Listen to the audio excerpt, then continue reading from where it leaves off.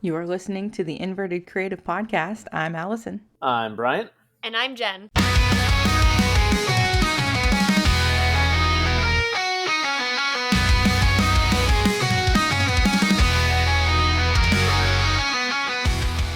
Hello, everybody. For the first time in 2 months, we are putting out an episode of the Inverted Creative Podcast. Isn't that crazy, guys? I was going to think of something weird to say. It didn't work. Where have you guys been? Where have you been? We've been recording episodes. How have you been? What? Ahsoka even. Ahsoka. Bryant, back up. Calm yourself. Don't talk about my mom like that. Well, it's nice to be back, guys. How have you guys been? Been good. Welcome back. Glad to have you here. Thank you.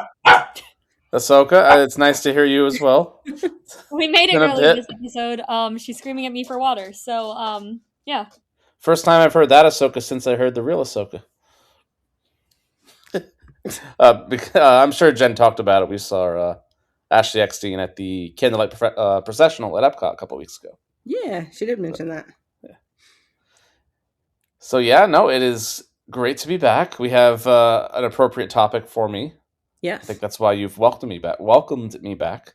Yes. So I feel like I can actually talk about something. You got redemption. Yes. Yeah. It's kind of wild. I mean, obviously, I think you saw the title. We are talking about all things Epic Universe today. To close out 2025. Woohoo! And I do want to say, spoilers. If you have not been to Epic and you do not want to be spoiled by anything, do not listen to this episode. Yeah, we have no hard feelings if you skip this one and come back to it later. Yeah, no hard feelings at all. Please skip this one if you don't want any spoilers. Yeah, if you have not been to Epic yet, don't spoil yourself. Well, yeah, as somebody early, but like not with finding things out about the park. Yeah. As somebody that went through pretty extensive efforts to not have the park spoiled for me, to the point where I was muting friends on social media when I knew they were going to the park. Yeah, I would highly recommend it, especially for... Now, I was telling Allison beforehand, I do think there's different tiers of spoilers when it comes to Epic. So plan accordingly if you do want to listen to this episode and you haven't been. I think the ultimate spoilers for me, and I'm so happy that I did not know, is the ride experiences for Monsters Unchained and Bat Out the Ministry. I suggest you don't know what those rides do before visiting. So maybe if you do want to give this a listen, we'll put some timestamps. Is that okay, yeah. Allison, when we talk about those rides? Yeah, as long as you remind me to write down timestamps. Yeah. And then I think the second tier is more as we go through each portal and discuss the inner workings of each portal. Sounds good to me.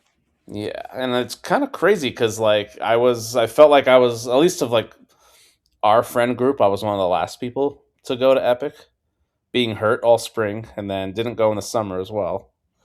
Finally got there in September, and we did 2 days, and then I went back a couple weeks ago with Jenn, appropriately. So the fact that I've been 3 full days now, I feel like almost kind of a veteran of Epic, which is very weird to say. After not going for so long. I have only been twice, and I did stupid weekend trips for both of them. I have been twice, but I was the last one of us to actually go. I went twice in like a month. Yeah, you did. Yeah. Unexpectedly.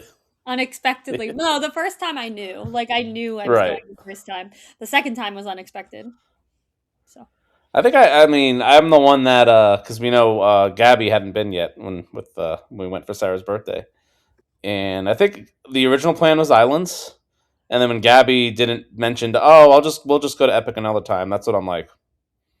Yeah, or we just go to Epic this time. I don't know if he told you this, but like we literally surprised Sarah. So we surprised Sarah and on the beach, and she was like, "What else is planned?" Like, "Oh my God, what is planned?" And so Taylor tells her, and we were like, we have Epic, or not Epic, we have Epcot, and like, we don't have to do Epcot, but Jenn really wants to do Epcot. I really want to do Epcot. Like, great park, whatever. So we were like, oh yeah, Epcot. And then we were thinking Islands of Adventure and then like a chill day. And she was like, no, Gabby's never been to Epic. We're going to Epic. And I was like, okay, So she made the call for us. Interesting. I didn't yeah. actually know that. She was like, Gabby's never been to Epic, so we're going to Epic. It was like no questions asked. Excellent. Yeah. Yeah, I mean, I was excited to go to Islands. Actually, I haven't been to Islands in over 2 years now.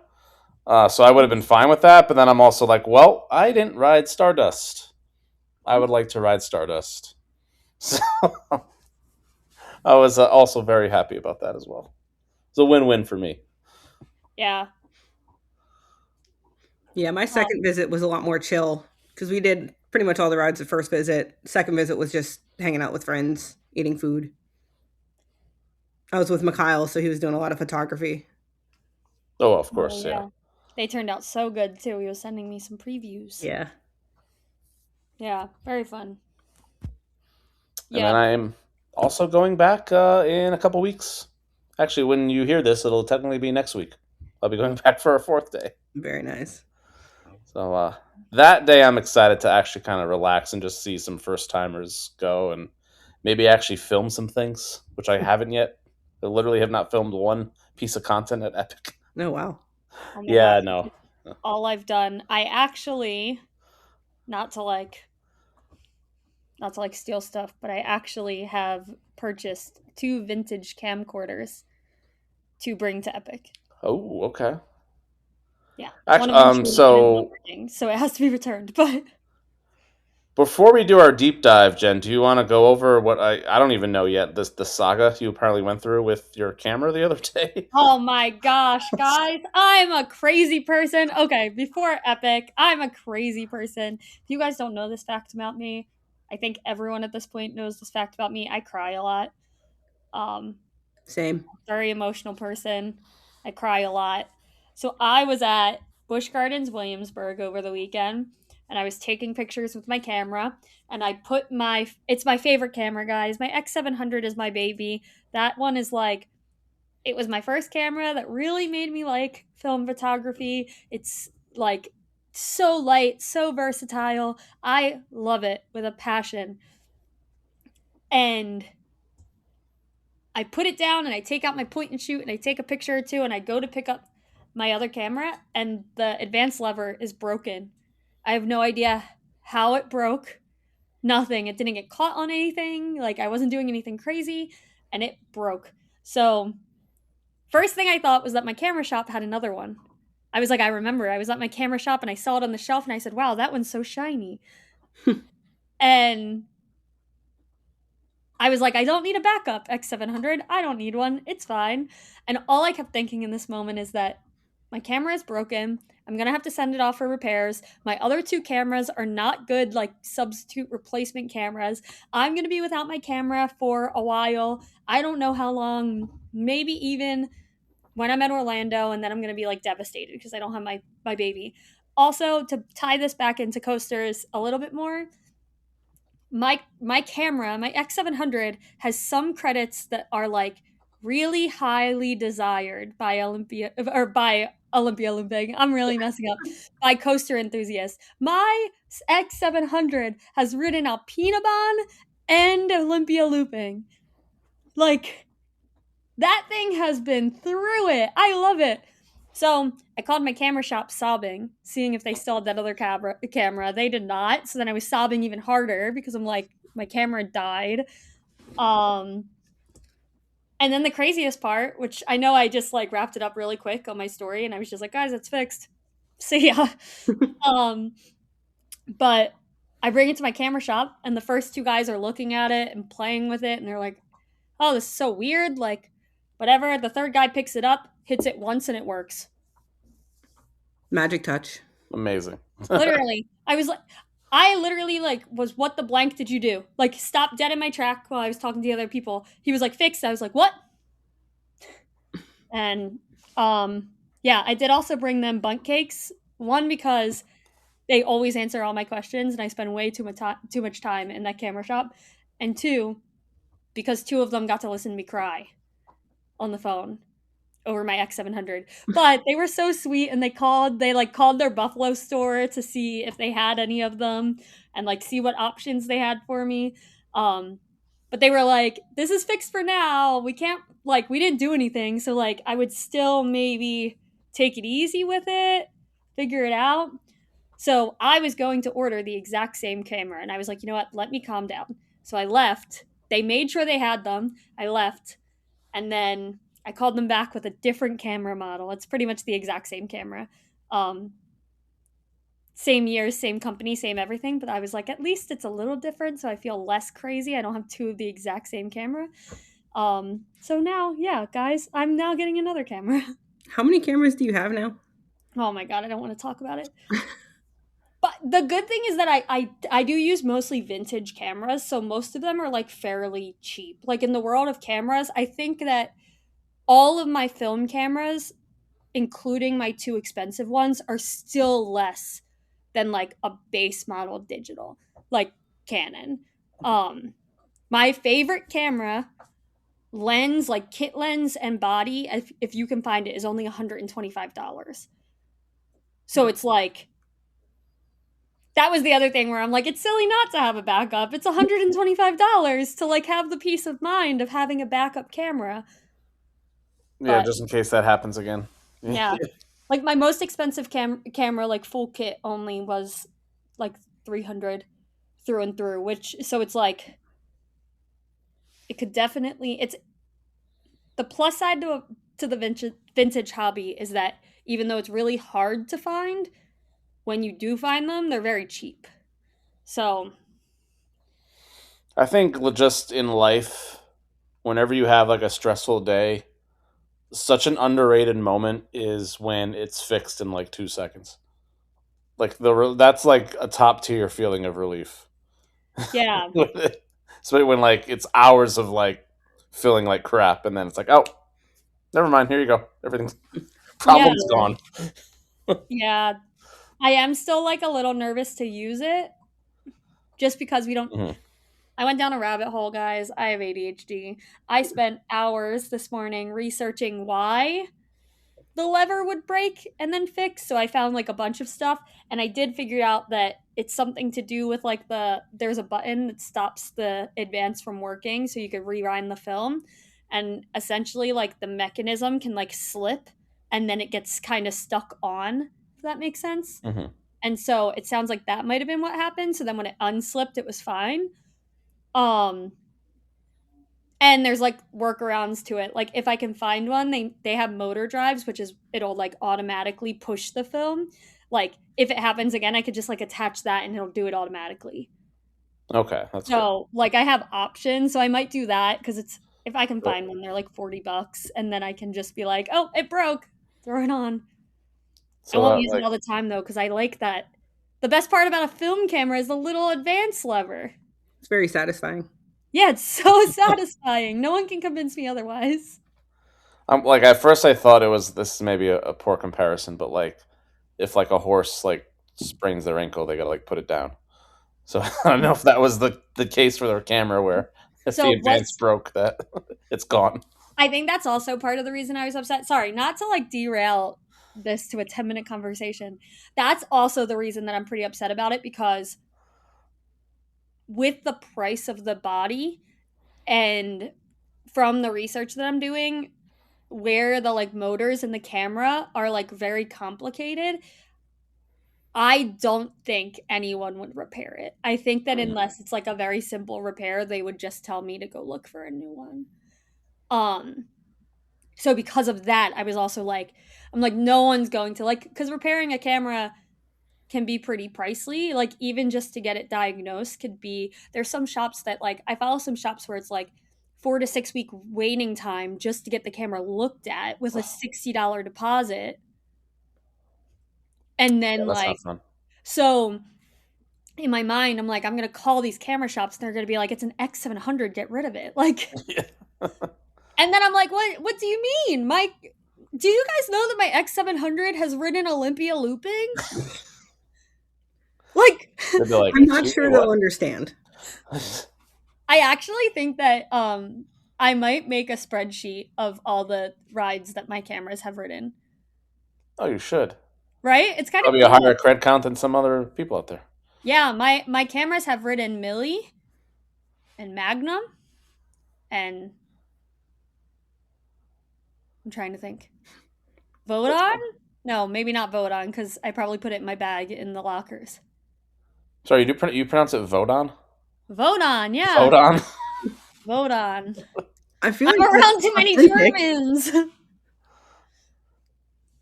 Yeah, Like, I'm what around ride are you talking about? Oh, I got it now. Vodon. Yeah.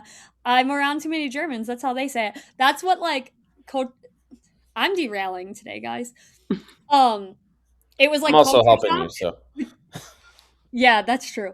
When I came back from the Netherlands, it was like culture shock when I had only gone to Efteling with Dutch people. So, and I was using a Dutch map. So, I got back here and was like talking to Taylor and Sarah and talking to whatever. And I was like, yeah, Pitan and the Sprookjesbos and Volgerak. And Oh, like, no. it didn't even dawn on me that they had American names. Like, didn't even dawn on me. And like, Piton is just like pronounced differently, but still, like to me, I didn't even process that it was different because I was just in Efteling with a bunch of Sure. Dutch people. Like, yeah. So my ADHD is a little crazy today. Yeah. Well, anyway, my camera's alive for now, and my camera's Yay. be a looping. In case you missed that part, Olympia looping, like the Olympia looping. the Olympia looping in think I might Munich have for missed that. Oktoberfest, and then Joey was kind enough to spill half a liter of beer on it. Classic. It survived half a liter of beer, but it didn't survive being around my chest at Busch Gardens, Williamsburg. You weren't in Germany there, were you? I was in Germany there. Yeah, that's actually funny.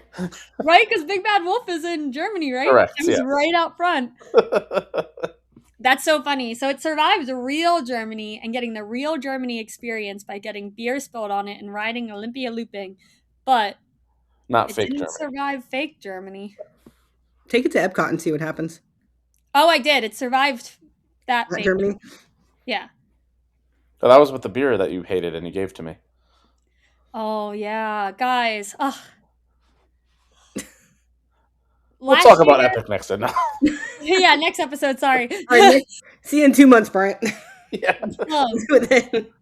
Epic Universe. Epcot used to have a gingerbread stout from Ivanhoe Park Brewing, and it was hands down. No, it wasn't a stout. It was a dark ale.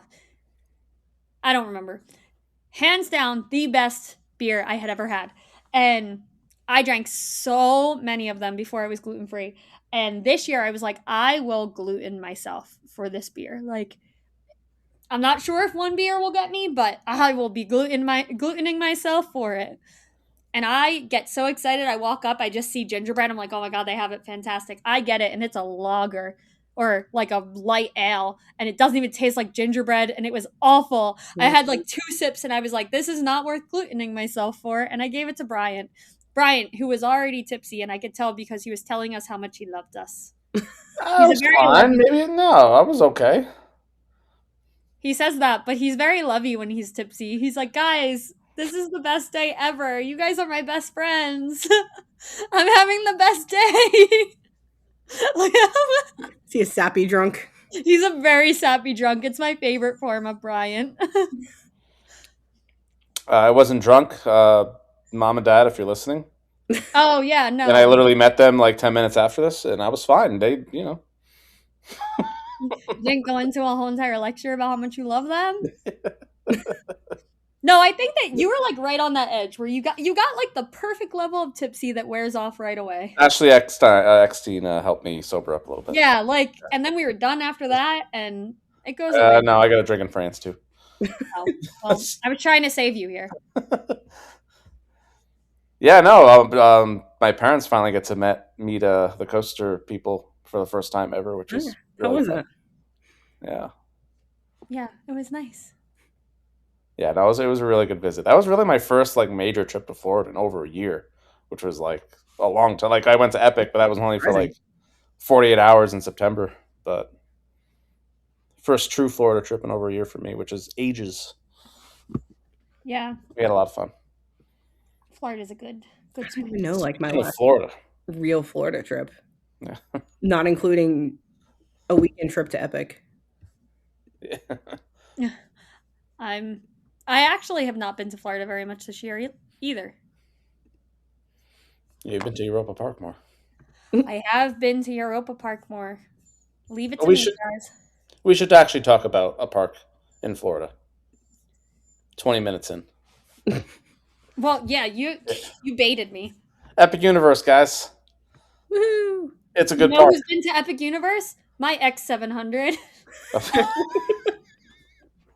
My X700 Yes. in ministry. Well, Sorry. we're- It was a great tie-in. I'm doing great over here. it was a segue, Jeez. a little bit. Allison, where would you like to start this I grand was dive literally into just about to Epic say I Universe? have no idea where to start because there's so much that you can talk about with Epic. Why don't we We just have to start at the beginning. We have to start at the Chronos and Celestial. yeah, Park. let's just start like we're walking in and starting our day. I The don't know Chronos is awesome. One thing I will say regarding like the entrance area, how there's like it feels very open, and I like that you have like kind of that open entrance area before you go through the Chronos to just bask in it. I don't know. No, it's very true. Like it's probably one of my favorite park entrances out there. Like it's simple but also extravagant in a weird way. Because Yeah. there's like so much going on with that Chronos thing. You just like want to stare at, see things spinning around. I agree with like the turnstiles, like a lot of room. You don't feel like constrained at all, even when it's busy. Oh, the fact that you don't even have to scan a ticket is wild. That too. Like the huge. technology that they put into this park is incredible. I almost said it's epic, but They actually, though, I do have to point out that they have been using that for a pretty long time. It's been a year at least, I think. But I think for the first like 6 months, they only did it at the very beginning of the day in the morning. And if you didn't show up at opening, but they've been doing that at, I don't know about Universal Orlando, but at Volcano Bay and Universal Islands, they've been doing that for over a year. So I haven't been to Volcano Bay. I haven't been to Islands in a while. yeah, they've been doing that for a little while now. It's fantastic. It's fantastic when it works. When it doesn't, I've used it 4 or 5 times, and like 3 times it hasn't worked for me because like I either wasn't wearing my glasses or sunglasses, and then I couldn't find my ticket. So Well, my limited experience has been seamless. yeah, no, same here. 3 for 3. yeah, not me. Doesn't like me. I think the first thing I noticed when I walked in for the first time, again, I went in pretty blind, is okay, you walk in, I see the Helios Hotel in the back of the park, and I'm like, that's really close. Wow, this park is not big at all. It does not feel big at all. Yeah, I did feel very underwhelmed walking in for the first time. Like, I'm like, that's the circle? Like, I can see literally everything from here. Wow. I thought this was going to be a huge park. And Yeah. it wasn't. But it also kind of is. it's Because deceiving. every time I get out of Epic, I am still well over 20,000 steps. Yeah. It's Yeah. one of the weirder park layouts. It's like an like hub and spoke. Is that correct? Basically, because it's like 4 hubs away from the circle versus it being in the circle. I don't know what you would call it, but Hub and spoke refers to it being in the middle, and then like out and back. The pathways around have nothing to do with the hub and spoke. So technically, this is a hub and spoke, more so kind of than it. Yeah. They're just not connected, I guess. Yeah, they're just not connected. Yeah. But I don't think that's the part that gives it the name hub and spoke. I'm pretty sure the hub and then the spokes. Yeah, I guess you're right. I'll come off Yeah. like that one. So this is more of a hub and spoke, if you ask me. It's like an elongated hub. But they're like sticking outward instead of being a part of the circle, I guess. Yeah. Well, but they still have extravagant entryways, which is the identifying part of the spokes. So, yeah. True. I don't know. In terms of layout, I love Epic because I do not get lost at all in that park. Oh Yeah, god, you know no. exactly where you're going at any waking moment. You come out of one, you go to the next. Yep. No questions. One Literally. entrance, one exit. Even like restaurants, like there isn't any confusion where anything is. Maybe like the smaller bars if you're heading to a bar, but like Pizza Moon, you can see it almost immediately from anywhere in the park. Atlantis? I don't know. Atlantic. Yeah. That. The fish place. The fish. Very clearly. I mean, it gets the job done. Yeah. Blue Dragon, you have the big dragon out front. You can see it from almost anywhere in the park. So, like, they do such a good job at making it. Might be one of the only parks I've ever been to that is naturally no map needed. That's a very, very good point. Yeah. That you can literally like see everything from everywhere in the park. Yeah. And the portals are so identifying even from far away. You know exactly which one is where. And they do it perfectly because everything is so identifiable in the middle of that park, except for the contents within the portals. They do a fantastic job of hiding that. Yeah. Yeah, to the point of, and I've made this point multiple times, it could be a busy day and you would never know because most people are going to be in the portals and you can't see any of the portals from the main park. So you could see, like, just walking around, you know, the main lake there. Yeah, there's nobody here. And then you walk in the portal and it's shoulder to shoulder. I'm like, oh. I found everybody. And then on top of that, this is one of the only parks that I can think of. Maybe I guess this is kind of standard for a lot of Disney Universal parks where you can't see any queue. Right? They're all pretty much hidden. Maybe a little bit of Stardust. Yeah, that's what I was just thinking. I think, yeah, only Stardust. I think you're right. Carousel. Yeah, Carousel's kind of out. Oh no, I guess you can't from the main area, but yeah, I guess you can't fully see it, but you can kind of see hiccups. But other than that, yeah, you got to really peer in there, I think, but you have to be in the queue for. I think you can see it if you're over by what is the flipping ride? Dragon. It's the one ride I haven't done. Yeah, I haven't done that either. Nor will I ever, I haven't done it either. Unless it's a 0-minute wait. So it's a I think that if you're over right next to I think you definitely can. If you're over in that area right by Dragon Rally, you can see through and see the queue. Because I remember thinking that the queue was for Dragon Rally, and I walked right past the entrance, not realizing it. Well, I remember looking at it and being like, that's a 30-minute queue? It looks a lot more. Overall, they did a really good job of like hiding everything. Yeah. Yeah, absolutely. So did we want to go portal by portal?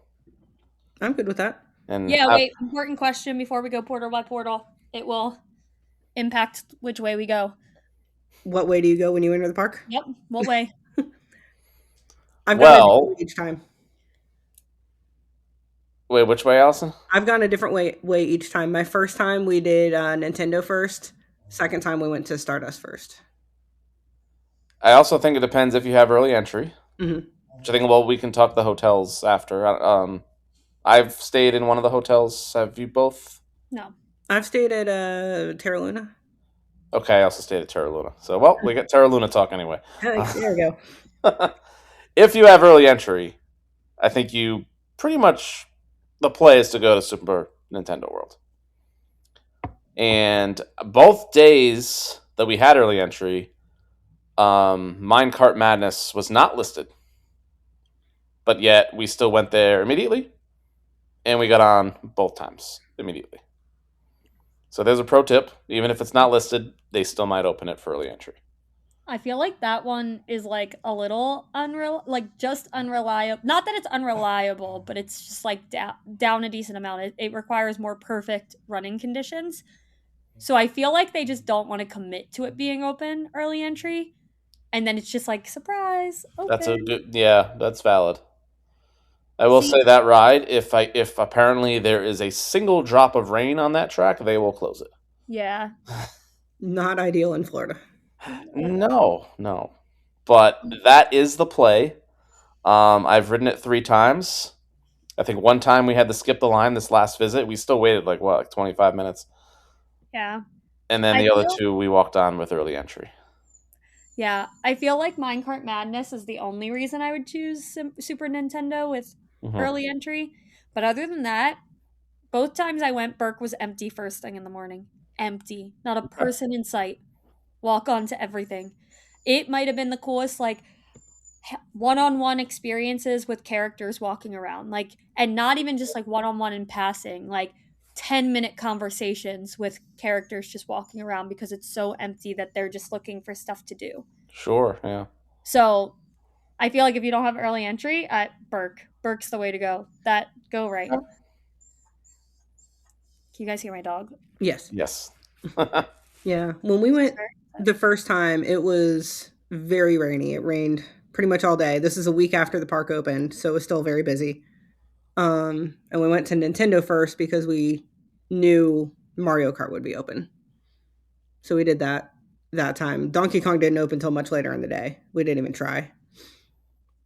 Did you have to wait? Like, Oh yeah, we did. I think we ended up doing single rider line and still waited like 45 to an hour. hmm. Yeah, that at least when I've been there, rarely is it under 2 hours. Walking that queue, I could just tell this would be a miserable wait. Yeah, Like it's nicely themed in there, but it's pretty much a cattle pen. Um, and I don't know if they ever changed the soundtrack. Is it just drumming the whole time? I don't even remember. Okay. I I think I just remember drowned it Queue out looks- after a while. like all the whole time. that queue looks awful. Yeah. So if you want to knock it off your cred hunting your first visit, it might be worth trying to stay on site, get the early entry, and knock off minecart. Yeah, that's early entry is the reason that we've stayed on site Mhm. sometimes. Now, what do you think about the ride itself? Because it's a weird one.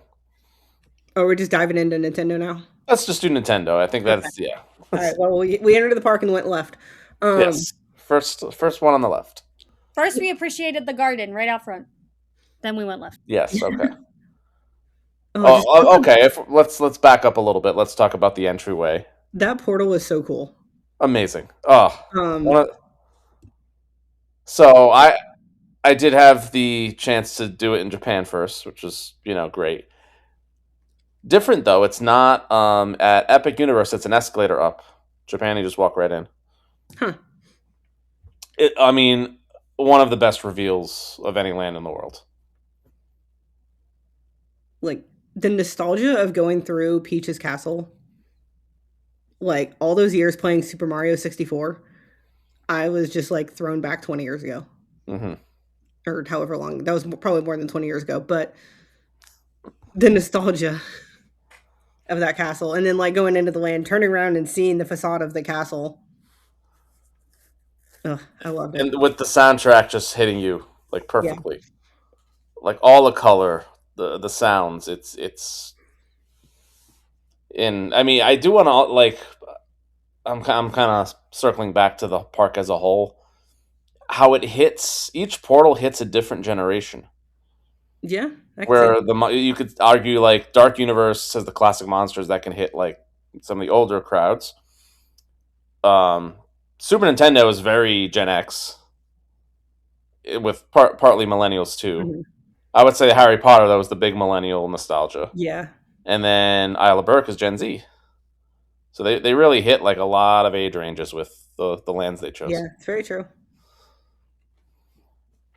But yeah, Nintendo World is just so stupidly beautiful. Like, I was very overstimulated oh walking yeah, in. I will say that. Like there was so much going on, so many people, so many colors. I did not know where to focus. it was nice doing it in Japan first because as busy it was at Epic, it was not as busy in Japan. That Yeah, was I felt that way about Hollywood. okay. I did not feel overwhelmed going in because Hollywood was so unbelievably overwhelming that it was like a breath of fresh air. Like I was expecting Mhm. much worse. I Yeah, forget how it Japan, was. our second day, we literally couldn't walk. It was that busy. Mhm. Jeez. Awful. But I did not get to see the Donkey Kong area in Japan. That was not open yet. So seeing that for the first time was so cool. I love how it's still Nintendo. It still fits the vibe, but it still switches the soundtrack, and it I'm still impressed feels. by how well hidden that area is. Hmm. And like you have to go around a corner to find it. Hmm. Oh yeah, And then you go in and you're like, holy crap, this is still huge back here. yeah. They did a fantastic job. So Minecart Madness, I love it, and maybe because I haven't really waited for it yet, I think it's so fun. I think it's really fun. I just, yeah, I think that if I waited in that queue, I would be upset. The first time it went down, but they didn't empty the queue because I think it was like actually technical difficulties. So we ended up waiting for like over an hour, Okay, even in Express. And for over an hour, I did not find it as cute. I could see that. Yeah. Like, and we were still in Express. So like I couldn't imagine waiting 2 or 3 hours for that. I think I would be annoyed. But for 30 minutes or 45 minutes even, I thought it was really good. Imagine waiting 2.5 hours and it starts to rain like it's Florida. Ugh. Like, and then choose to stay in the queue. Maybe you're in that queue for 3.5 hours, 4 hours. Like, Yeah, if you check your weather app, if you see a single hour where it says rain, I Don't would wait. not get in that line. yeah, no, it's like I don't. I think that it's really adorable, but I think they needed something higher capacity Oh yeah, and more. I wish they made it indoor. Like, I don't. I get the vibes of the land. It's really cool. It's outside, but if it's not capable of running in rain in Florida, then like you gotta change that up. yeah. I mean, especially if it's going to be that sensitive. I get, like you said, like the visuals. Like, yes, it's cool to see it jump over the track from while you're walking in the land, but like that's always going to be a nightmare. Yeah. It's never going to change. I But think I liked watching it more than I liked riding it. Like it was a fun ride, but just like the design of it is so interesting and so unique. it's amazing. I was mesmerized by that It's part. so unique. I love the sounds, like the effects that which I did again. Do not watch a POV if you don't want it spoiled, because seeing everything happening live for the first time was amazing. All the tricks up its sleeve. Could not recommend not watching a POV enough. And it's like janky, but in a fun way. Like I feel like that ride should be janky Yeah, and because you could tell it's designed to feel janky. It's not Mhm. janky in the way that like a new B&M is. It's oh purposely designed to be janky, which has a different, I don't know, it's just a different appreciation. And also I think that it says a lot about the theming too. Like the theming would not go as well if it was smooth. no, no, not at Yeah, all. I agree. So, yeah. I um I don't know if it's because of Hollywood. I I think that they did an incredible job. I think they did a much better job in Epic Universe than at Hollywood. But I don't I feel like that's my second to the bottom in portal placement. Like Okay. I feel like it's amazing on entry and the rides in there are fun, but I also think part of me might just be because it's like copied and paste. I don't really like that. Um, I that's why I think I have it fourth, and that's a very very high fourth. I love every single portal. Don't get me yeah, wrong. 3 of the 4 are very close for me. Okay, yeah, we'll get there. We're getting there. 3 of the 4 are very close to me for me. But it's definitely not like down there, but like I think it being a copy and paste and already having it in Hollywood made it a little less exciting for me. However, I'm really good at Mario Kart because I played it like 4 times in Hollywood. Oh, let's talk about that ride because I've I now. squashed you. Did you? Yeah. I did pretty well, I thought. I think you were the second highest, but Okay. I still got you by like 20 some points. I have a lot of fun with that ride. I've been on it 4 times now, 3 in the U.S., once in Japan, or twice in Japan. It's so much going on. I still don't know if I'm playing correctly. I still like part of me just wants to see the sets and not play, but then my competitive nature kicks in. I'm like, I can't. I have to play. I have to play. Yeah, it stopped for a few minutes when we were on it. I think by like the big cloud thing. But that gave me a chance to like look around and really see a little more. Mm-hmm. And also, we could just like keep shooting things and just nothing happened. But Yeah. I will not be taking that chance. I will be smoking everyone the entire ride. Yeah. So that's my problem. Like, I was so excited. I knew too. I got off of that and I was like, I crushed all you guys. This is my best score. Actually, it wasn't my best score. I remember looking at it and saying to Taylor, this is one of my lower scores. okay. And I still smoked you all. Sorry, love you all. I feel like that game it's such an enjoyable game once you figure out how to play it. Like, Oh, I'm sure. Yeah. I mean, listen, if you're good at it, flaunt it. Absolutely. I definitely, there's a lot of dark rides I've done that I like better. I appreciate it for what it is. It's a great idea, genius idea. I'm curious how it's going to age like 10 years from now. do you think they'll up the technology later on? I hope so. I still feel like the graphics in the visor itself could be a little better.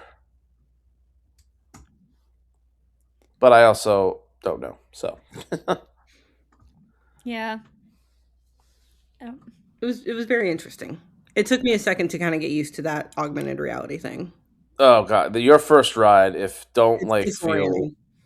if you're overwhelmed after your first ride, that's normal. Yeah, it is very overwhelming. And it does technically that pre-show teaches you how to play, but they don't speak to you at all.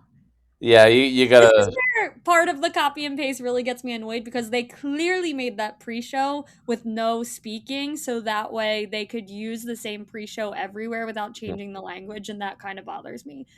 I mean, I think it The works for the directions. sake of how many people go to these parks from around the world.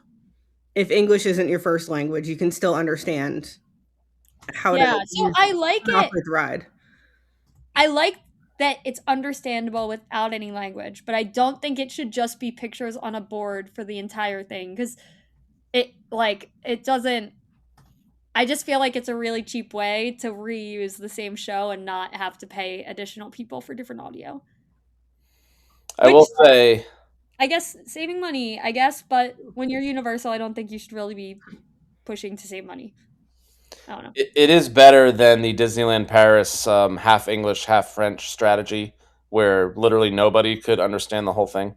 Well, that's because they're like- French. Yeah. Anything to insult the French. You're welcome. Yeah, anything to insult the French. Sorry, I'm not sure if I'm allowed to do that on here, but sorry. We'll get to that portal. There was already a heated discussion no, before we started recording. Yeah, there was That's already fine. a heated discussion That's where That's everyone. Can and we then Yoshi's Adventure. I think that's what it's called, right? before Yoshi? Can we talk about the queue for Mario Kart Oh, good point. and Incredible. how Oh, gorgeous baby. it is, and all the details in there? Oh, Yeah, that is a really, really impressive queue. Just like going into the Bowser's castle and seeing all the trophies, and I'm like, I want one. yes, I know. I wanted to buy one. And that the final staircase into like the loading area, like That's a really cool, like, it just feels so large, and it's like consuming. Mhm. I enjoyed looking at all the spines on the books in the queue and Mhm. just Yeah, seeing you can what find was some like really spines. funny things. I was absolutely blown away by that queue, and that was the first ride that I did at Epic my first time. So I'm like, All right. "Oh, this is the level we're gonna be at. Okay." Great intro. Yeah. Yeah. Yeah, it's a very good intro. Yeah, that's a very good one. Um, Yeah, Yoshi's Adventure. I like it. I just hate that it doesn't go around the whole land. That they just stuck it in that corner. It felt very short. Yes, correct. I think it so would have been a great, like, a do a great 360 around all of Super Nintendo Yeah. World. I don't know why they didn't do that. It would have been great. I had fun looking for eggs. I only rode it once, and my eggs were not working, I and I don't get the egg thing. I spent the Eggs majority of the pointless time at that yelling point. about my eggs not working, and then trying to stop Austin from hitting any of his because I was mad that he was going to win because his eggs were working. So I don't remember most of the ride because I was very consumed by making sure Austin couldn't win if I couldn't win. There So, wasn't much to remember, to be fair. all right, well, I was really distracted. There was no one was gonna beat me. No. Did you guys eat in Mario World at all? Yes, not until this most recent visit. Yeah. Toadstool Cafe? Toadstool Cafe.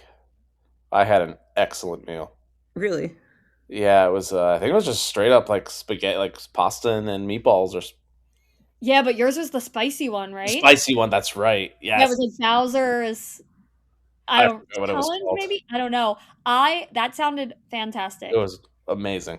Um as a gluten-free person, it was not a fantastic option. Yeah. I only really had the option of a salad, and even that they couldn't guarantee would be gluten-free Oh, because whenever they do like plates that are supposed to look fancy and look good, they use a shared kitchen and then ship things in, so they can't really, it's a higher cross contamination rate. Um, so normally cross contamination would be okay, but I had gotten gluten that weekend and was not feeling very good. So the only option I had was the salad. It was cute and it was okay, but I don't know if I would go back. yeah. I had like the garlic roll mushroom things. Yes. I was very unimpressed. Oh, They were, really? yeah, they were just like dry, not very garlicky. Ours were pretty good. But the show that goes on in there is great. That's so fun. Yeah, the actual experience of sitting in there, very nice. Yeah. And apparently, are you talking about like the TVs?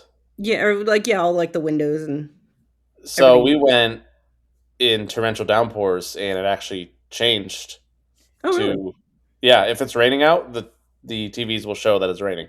Oh, that's cool. Yeah. Yeah, it was a pretty cool experience. I will say, first complaint, and I think this is for other restaurants there as well. There's no bathrooms inside. And you have to like go out into the portal to go to the nearest bathroom. Which, when it was downpouring, was not fun. Yeah, not the best experience. Um, yeah, it was very cute in there, but just not. I don't think I would go back for the food. However, I will say that Brian's looked fantastic. Oh, I saw that and I was like, I wish like that was the one that I saw and I was like, I really wish there was a gluten-free version of that. That it was just like it looked really good. yeah, I feel you there. And the food, like, we'll talk about the food in general, but what an improvement from Islands and Studios. Oh, Yeah. there's so much food to talk about at that park. All right, where should we head next, guys?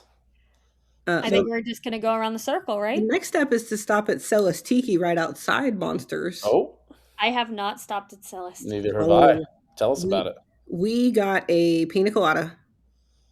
It was like $25, but like if you get any of the drinks, like you can get a refill for like $5 off or something like that. If you, It's still a $20 Okay. pina but colada. me and Mike split the pina colada. We were both tipsy before we got on Monsters. Jeez. It was strong. Well, for that amount of money, I would hope so. It was Yeah, I it would was hope. worth it. But Yeah. yes, highly recommend getting a drink from there on the way to Dark Universe. Dark Universe. It's alive. It's alive. By the way, all the little sayings on all the portals are just So cute. they're all perfect. Yeah. They did a really good job with the portals. Yeah. So Dark Universe is a vibe. Yes. It's a very Unbelievable cool vibe. vibe. It's amazing to me. Like I know that like horror, like Monsters has their following. I feel like I wasn't expecting the level of hype that portal drew. And I'm really excited about it. I feel like that's a really hard IP to like grab and capture as many people as they did. And it's not really an IP, right? I mean, it kind of is, but it isn't. I think it's like multiple IPs, kind Yeah, I of. mean, it's not attached to any one like movie or universe. It's just its own kind of old school standalone thing, which I think is great that they did that.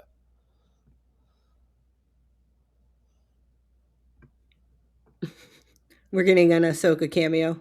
Ah, there she is. So we this past time we got to have a nice conversation with Igor. Very cool. We'll talk about Igor later on. I have not Well, gotten to I did not have that conversation with Igor. I outed. I was so distracted taking photos and stuff. Oh well, hey, that place, yeah, I understand. I was like, out. You guys have fun with that. See ya. Also, when we went back, that I would say Dark Universe is great during the day. You got to go there at night. That Mhm. is like the place to go at night. We did go at night during a thunderstorm. Oh with my god, the craziest lightning strikes over like is it a castle? What would you call it? Manor. Manor, Manor? Frankenstein Manor, yeah. Oh my gosh. The sickest videos. Very If cool. like it was amazing. If we had actually gotten like legit bolts, that would have been like, holy crap. When we were walking in, there were some bolts. Oh really? Yeah, there were Okay. definitely some bolts when you were walking in, but I think once we were in the land, it just had switched to light. Got it. Okay. But I think that there's one outside of the portal that someone has a bolt picture of. Oh crap. Yeah. It was like very cool. Yeah. Very cool experience. I would say like I think it's probably the smallest of the four. Maybe. It feels like it. It feels like it, but I also Harry feel Potter's like pretty small too. yeah, I actually think now that you said that, yeah, I actually think Harry Potter is the smallest. Yeah. I think half of Harry Potter is just the queue for Ministry. Yeah, right. Yeah. It's like the size of Harry Potter world. But I do think it probably because there's a lot of like space in the back where there's like not a lot going on. Yeah. And So But let's it talk also is, I think, the weakest attraction in the entire park. Curse of the Werewolf. Yes. What do you think, Allison? I would agree with that. Mm-hmm. I mean, it I was think fun. it's like It's fun. It's fun. It's a good family ride, but I didn't spin a whole lot. The theming felt very lacking. I spun a lot on one of them, but I just feel like yeah, theming lacking and just like no like I feel like it just lacked any level of theming on the attraction other than that one building. Yeah, you get the wolf where you go by, and then that horrendous what's the Halloween store? Spirit Halloween like figurine that's just like pointing at you. Awful. And like the netting on everything just ruins it. yeah. It's very like, do you remember Primeval Whirl at Animal Kingdom? Yeah. It's like this ride shouldn't be at this park. Yeah. It would be a fun, fine, very well themed ride at like Six Flags. But at Yeah. Epic Universe, this brand new park, I don't know if it fits. Right next door to Monsters. Yeah, exactly. Yeah, it just felt It felt like they ran out of budget and That made. Yeah. seems to be the take that I've heard, and that was Yeah, kind of like a rushed it project. feels very much like they ran out of budget, which is really unfortunate because I think that it has potential. It could be really fun, Mhm. but just Like the initial launch, I like. It's punchy, yeah.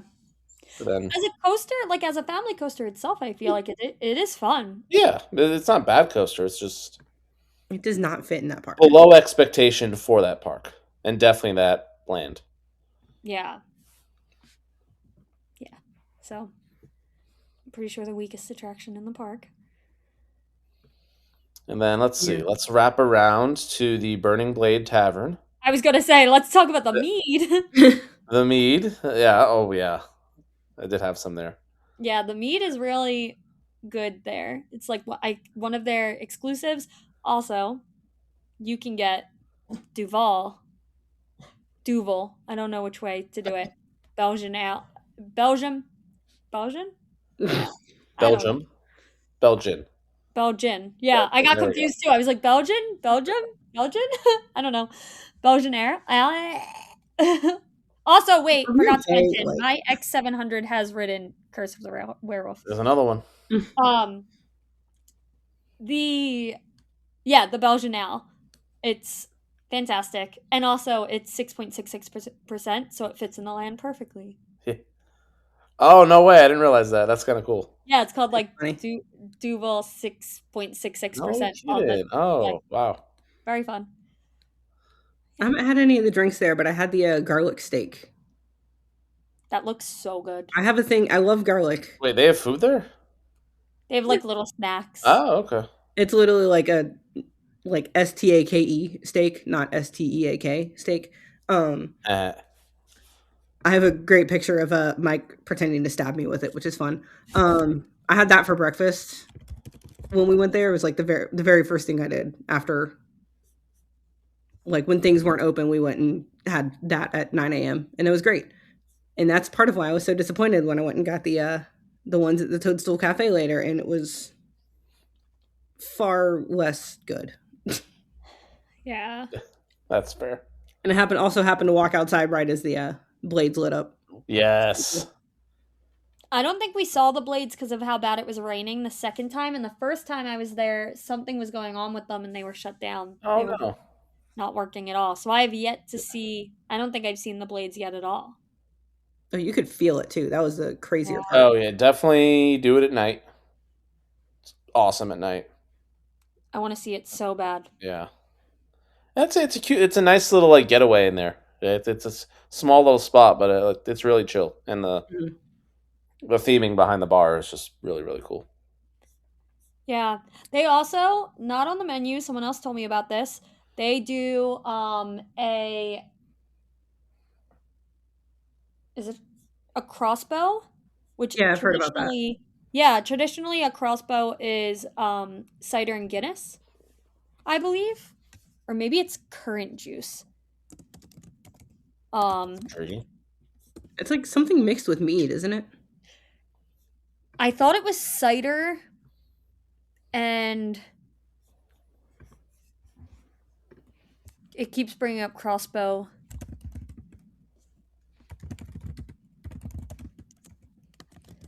As we're all typing. It's and trying to cider and figure it Guinness. out. That's what I thought. So it's supposed to be cider and Guinness. Oh wait, Then I will not like it. I I'm don't not a know. Guinness person. I can't remember. It's either I don't know. But in Oh, there we go. This one is a Darkthorn mead and Strongbow Gold apple cider. okay, I thought it was I do think that sometimes it's currant juice. And cider, like it's usually Strongbow, yeah. But they do it there with their in-house mead. Yeah, and so that mead is blend of black currant, boysenberry, vanilla, and a hint of pink peppercorn, Ooh. according to Google. Which I think is that the same mead that they have at the mead hall in No, Or- there are two different meads. They released two Okay. two different meads, one for each area. Okay. I thought they were similar. They could be similar, but I believe they did two different meads. Did Nice. any of you guys eat at Das Steakhouse? No, but I want to. It's good. We ate. Megan and I ate there our second day. That's where you can get the infamous black bun burger. That has Did you been. poop green? Did I what? Did you poop green? Very Oh yeah. important. Oh yeah, and it's Heck yeah. yeah. It changes. It definitely changes. Do not be alarmed. I didn't know anyone who had it other than what I saw on social media. I'm Mhm. so excited that I now have not firsthand, I guess secondhand experience that you pooped green. There we go. Yeah, no. The burger was fantastic. The vibes in there are amazing. I still don't know what I'm gonna say like every place was probably my favorite. But I really liked that steakhouse. The fries were really good. Yeah, all the buns are pitch black. They say they're like 1,000 years old. Yummy. Gross. Yeah, no, no, it was a good time. So there's one other ride there. In the words of Kyrie, as we walked up to the manor, I love the Haunted Mansion. Amazing. By the way, It does kind of remind me of it. let's mark a timestamp here because we're getting into this thing. Yep. Monsters Unchained. Holy crap! So I did not know what the ride system was beforehand. Purposely did not want to know. Yeah. I had a feeling there was something with that ride system in the park, but that's the extent. I didn't know what. So for those that do not know, I'm telling you right now, look at the timestamp because we're going to talk about some stuff.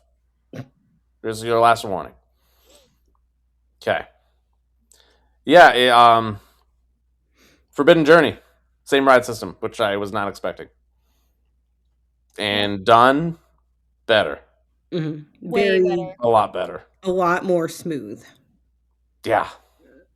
And done without the box thing, which I know it causes me some issues. It causes a lot of people issues. Look at the puke on the ground in Forbidden Journey.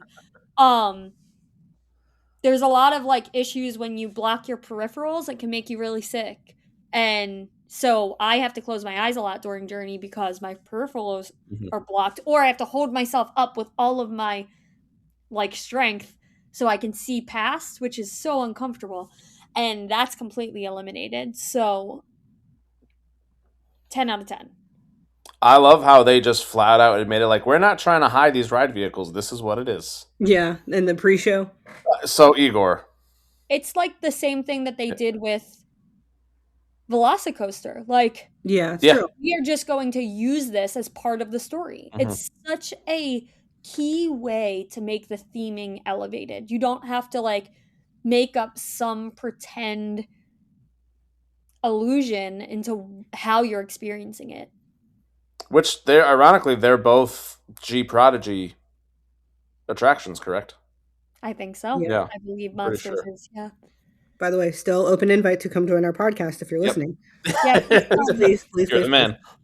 We love your rides. But yeah, I actually think after some consideration, and I still think I have to go on a bit better of a day. Not that my days at Epic were bad, but I think that like Stardust I could probably ride on better days. But I think that Monsters is my favorite in the park. Yeah, it's I still don't know. I'll have an answer after January, I think. But holy, I'm team Ministry, so it's one of the best dark rides ever. I love the storyline. The pre-shows are so good. Yeah. Mm-hmm. I think that's what really did it for me. Like, I also feel like I've had enough of Harry Potter being shoved down my throat. And there's unfortunately no matter how much I'm never going to be like against them using that that IP just because like there's things at play, but there's just at this point so much sour in the Harry Potter universe Mhm. that they're so bad. Like, sorry, not to no, we'll get to this. We'll get to this. Sorry, but I have some things. I was actually stuck between Ministry and Monsters for a while, and I sat and thought about it a lot. And for No, my I get reasons, it. that we'll get Yeah, into. it's Yeah. I I know we'll get more into Ministry, but I think the one reason I like Ministry over Monsters, Ministry I feel more in the story, whereas Monsters I feel like I'm watching a story. If that okay. makes sense. Yeah, good take. that's valid. Yeah, But the obviously Igor's lines are just amazing, and then obviously the reveal of Frankenstein's monster. That animatronic is just unbelievable. Hmm. Um, and I love how like my least favorite thing about Guardians is just the slog of those pre-shows. It takes forever. Yeah, like you just cannot get to that dang ride. Uh, especially like obviously the first time is great, but then after a while it's like oh my god. Where these pre-shows, they're both like little 90-second hits. yeah, You're not just sitting there for 5 minutes watching something. It's enough to stagger the line and continue the Correct. story. Hmm. yeah. They do much better in those pre-shows. I can definitely agree.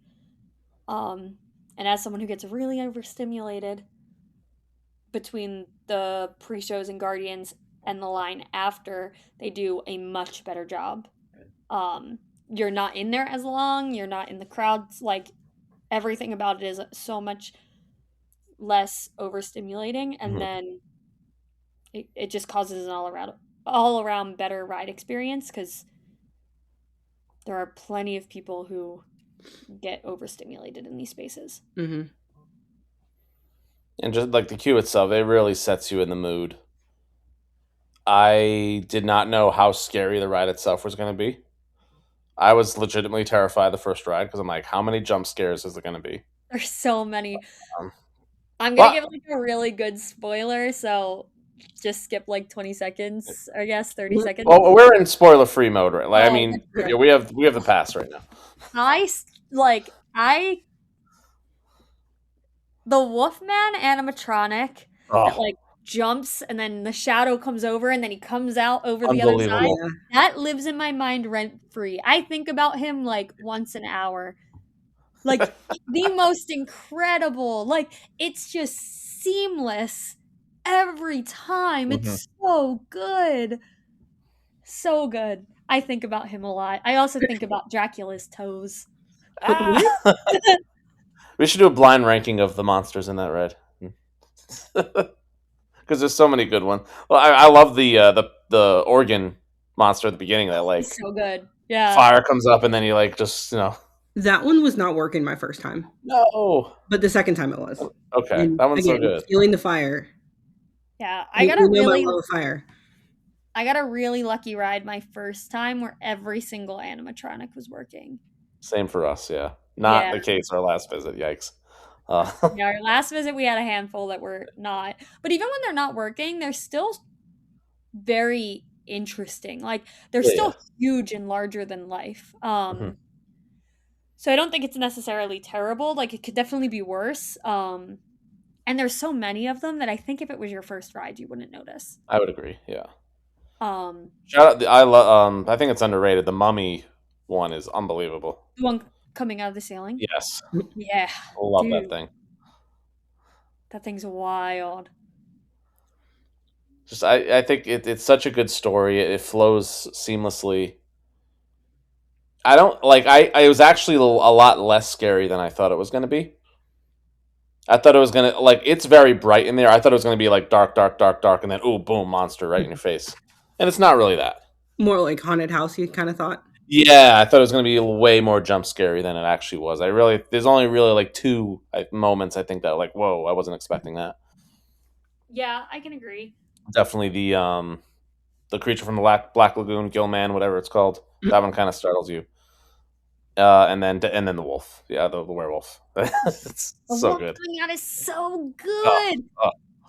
It is though kind of funny. I always have to point out like it's kind of reminds me of my trees on Hagrid's.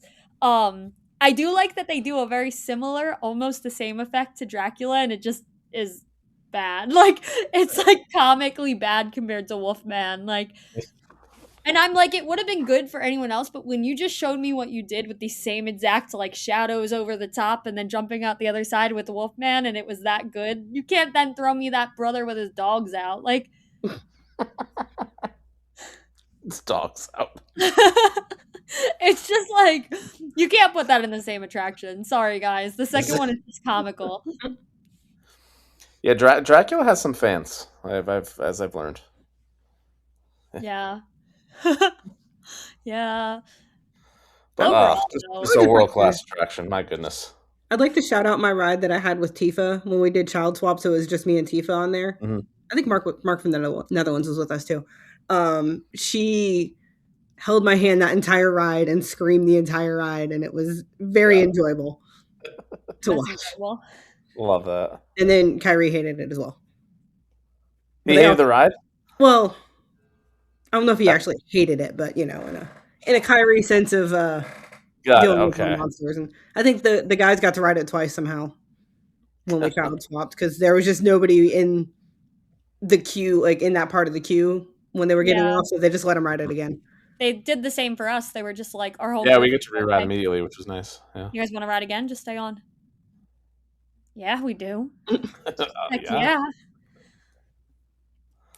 Yeah. So good. Yeah, that is like the winner of the park, I think. Nope. I think. All right, so are we looping around now to the worst portal? Stop. Just okay. Going right into it. Go ahead and what is it? What is it? It's like the actual name of it? Is it just like France? Is it Harry Potter? Ministry like of Magic. That's what it's called, Ministry of Magic. I think Ministry of Magic. Okay. Yeah, that sounds right to me. Yeah. So the scale of France is so amazing to me. I do love how they abandoned the whole it's got to be narrow passageways just like Diagon Alley is, and like, no, we're making this actually wide so people can walk. And once you're like fully into it, first off, turn around, you see what the actual portal looks like. It's incredible. Just anywhere you sit or stand, you feel like you're in Europe, in my opinion. I don't, because it's clean. The what? I don't, because it's clean. And because it's clean. My gripe with it is just that every other one transports you into a story, and being transported into Paris, except it's clearly not Paris because it's clean. It wasn't like, I don't want to say it's not amazing, because it is. It's beautiful. They do an amazing job at making it look like Paris. Like, it's great. Uh-huh. I think my gripe is that you're not transporting me into the story. You're transporting me into Europe, and that feels like where the other Harry Potter areas, you're transporting me into this make-believe world. Well, I think that's part of like the story of Ministry is like you're not supposed to technically. I mean, it is the Wizarding World in France, but it's not. You're not fully into Harry Potter's world anyway. Yeah, I feel like it's silly to transport me via portal and then transport me via ride. Like, that feels... Even if in the world, like, that there is a transfer into, like, a portal. Yeah, like, because that's the whole thing. You're walking into a portal and you're being transported to this beautiful world and this beautiful new location. And I get it that we are technically transported to Paris, yes, like, but for me, the other IPs, they picked things that aren't real life. And sure, like, Ministry is not real life, but the majority of that portal is Paris. And then you broke character because all of the wizarding stuff is out in the open. So it's not. You're not transporting me into Paris and then into Ministry of Magic. You're transporting me into a section of Paris that's clearly not a small section, that is taken over by wizards, so it feels out of place to me. Okay, I see the point. So it's beautiful. I cannot, like, I will never discredit them for that. That portal is gorgeous. The land is gorgeous. It's better than the real Paris. It just theming wise, and I just feel like it doesn't have the same impact as the rest of the portals. Okay. So Allison? I've never been to Paris. you should. You should go to Paris. It's a great place to get engaged. No, it's gross. No. Oh, place to get engaged. Get engaged. I'll give you that one, but it's gross. I want to go there. I've been to France twice, and I spent like a collective 3 hours in France, and I've spent more time in Ministry of Magic than I have in actual France. But funny. Having not been to Paris, I love it because I do feel like I'm back in Europe, and I miss that. Yeah. And I know Ministry is a thing that we need to talk about, but whatever the cafe... I was going to say, let's talk about the cafe first, because I can't... However you pronounce it, I don't even know what it's called. I just call it the Paris Cafe. I have been both times that I went there. First time I went with Christina. We had our little date day. And we got butterbeer crepes and the... Oh, boy. Whatever the giggle water, whatever that... giggle water. The Prosecco Spritz is. So good. Obsessed. So good. I had a hot butterbeer there. Hot butterbeer is the best butterbeer. So good. It was my first time having one. It was so good.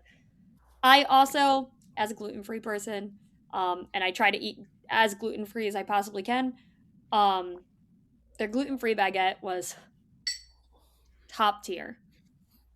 I really enjoyed it. It was a good one for gluten-free eaters.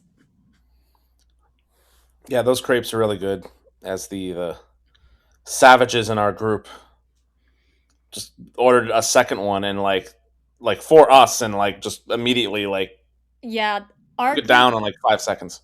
Our group was actually wild with them. However, the eating of the crepe was not as good as Bryant took his fork and he flung whipped cream across 2 tables and hit our friend Matt square in the face. Like, it was the most athletic thing I had ever watched in my life.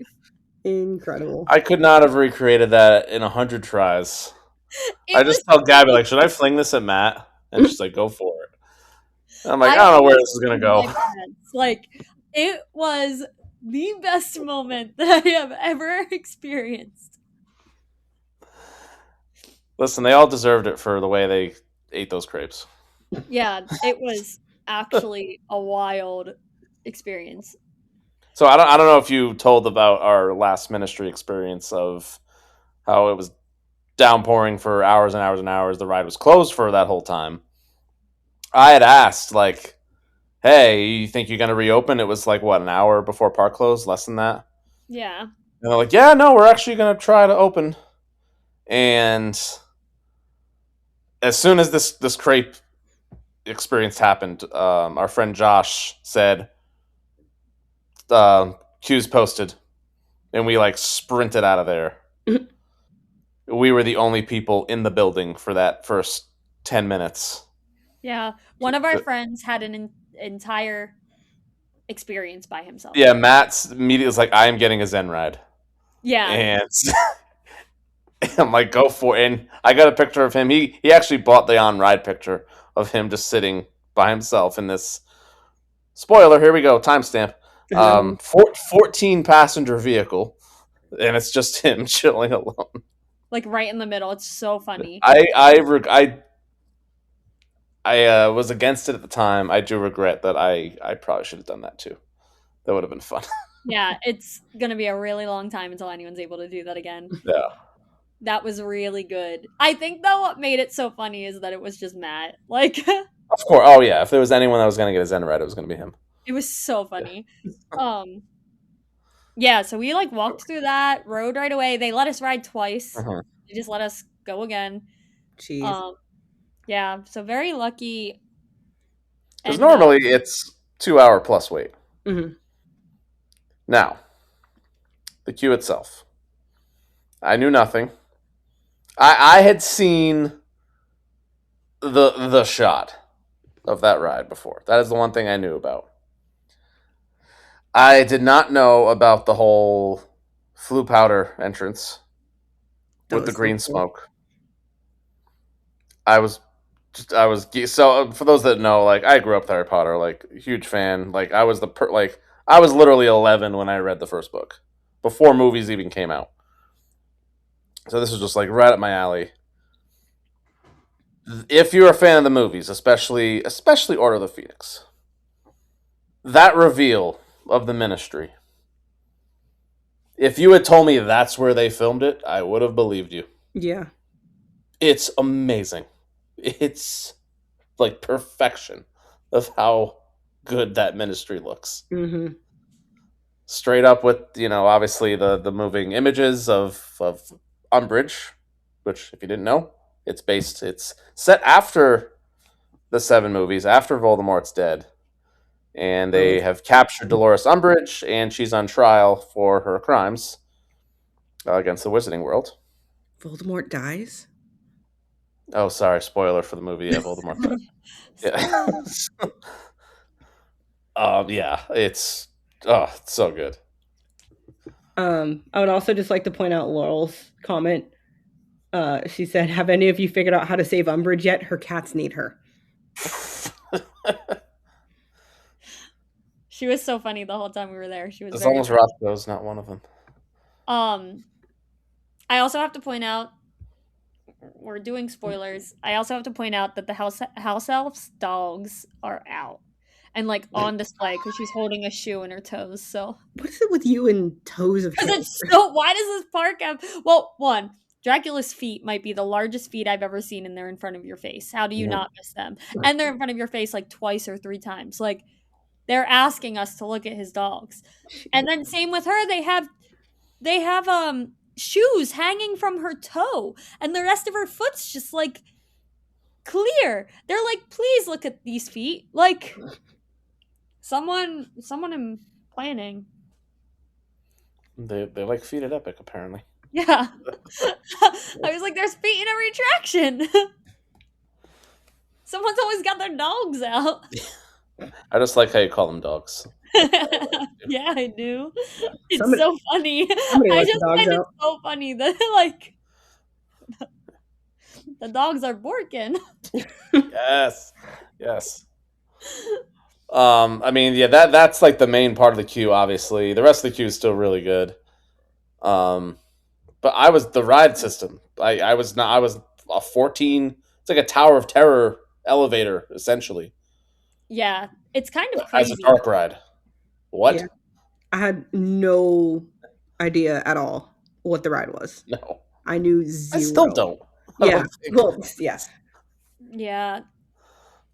Also, I have to point out the animatronics of the Death Eaters. Yes. There's Oh, no way they're animatronics. Like those right? are real people. During the ride, I'm like, is that a person?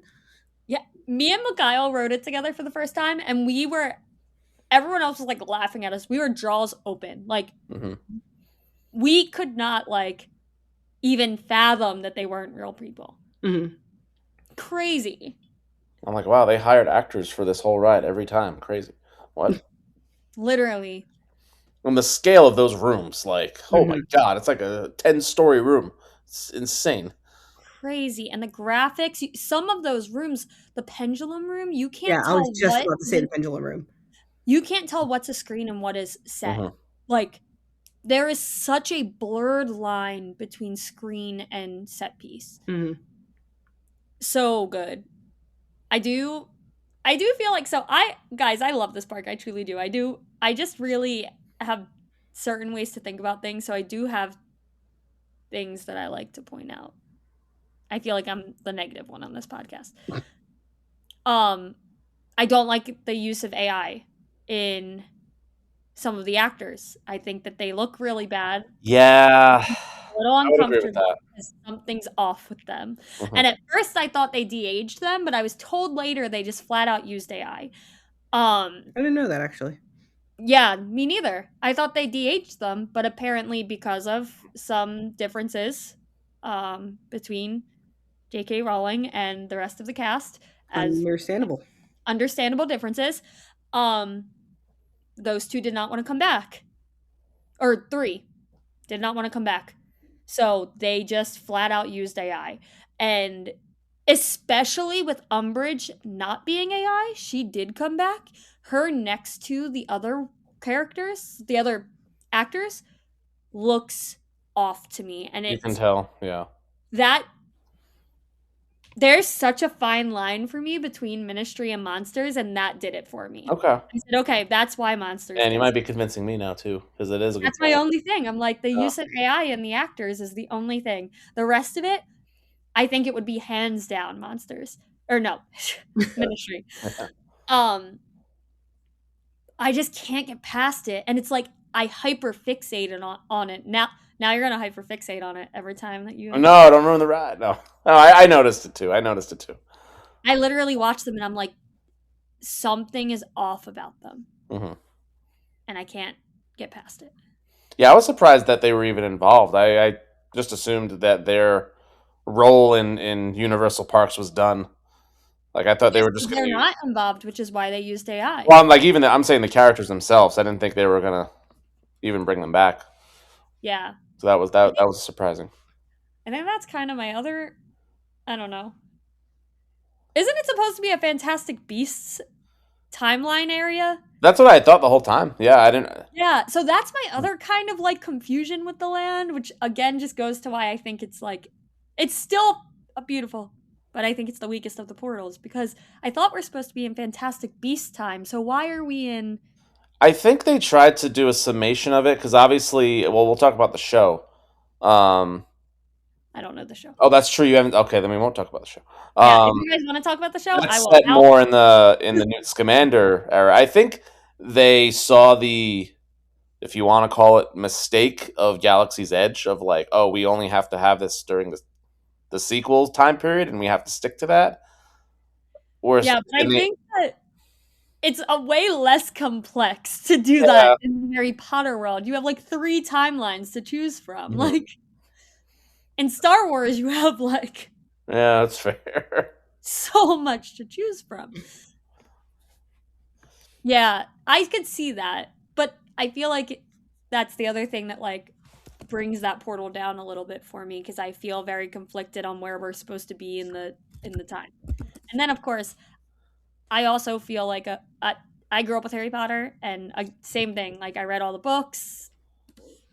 I remember going at midnight to pick up some of the books as they first came out.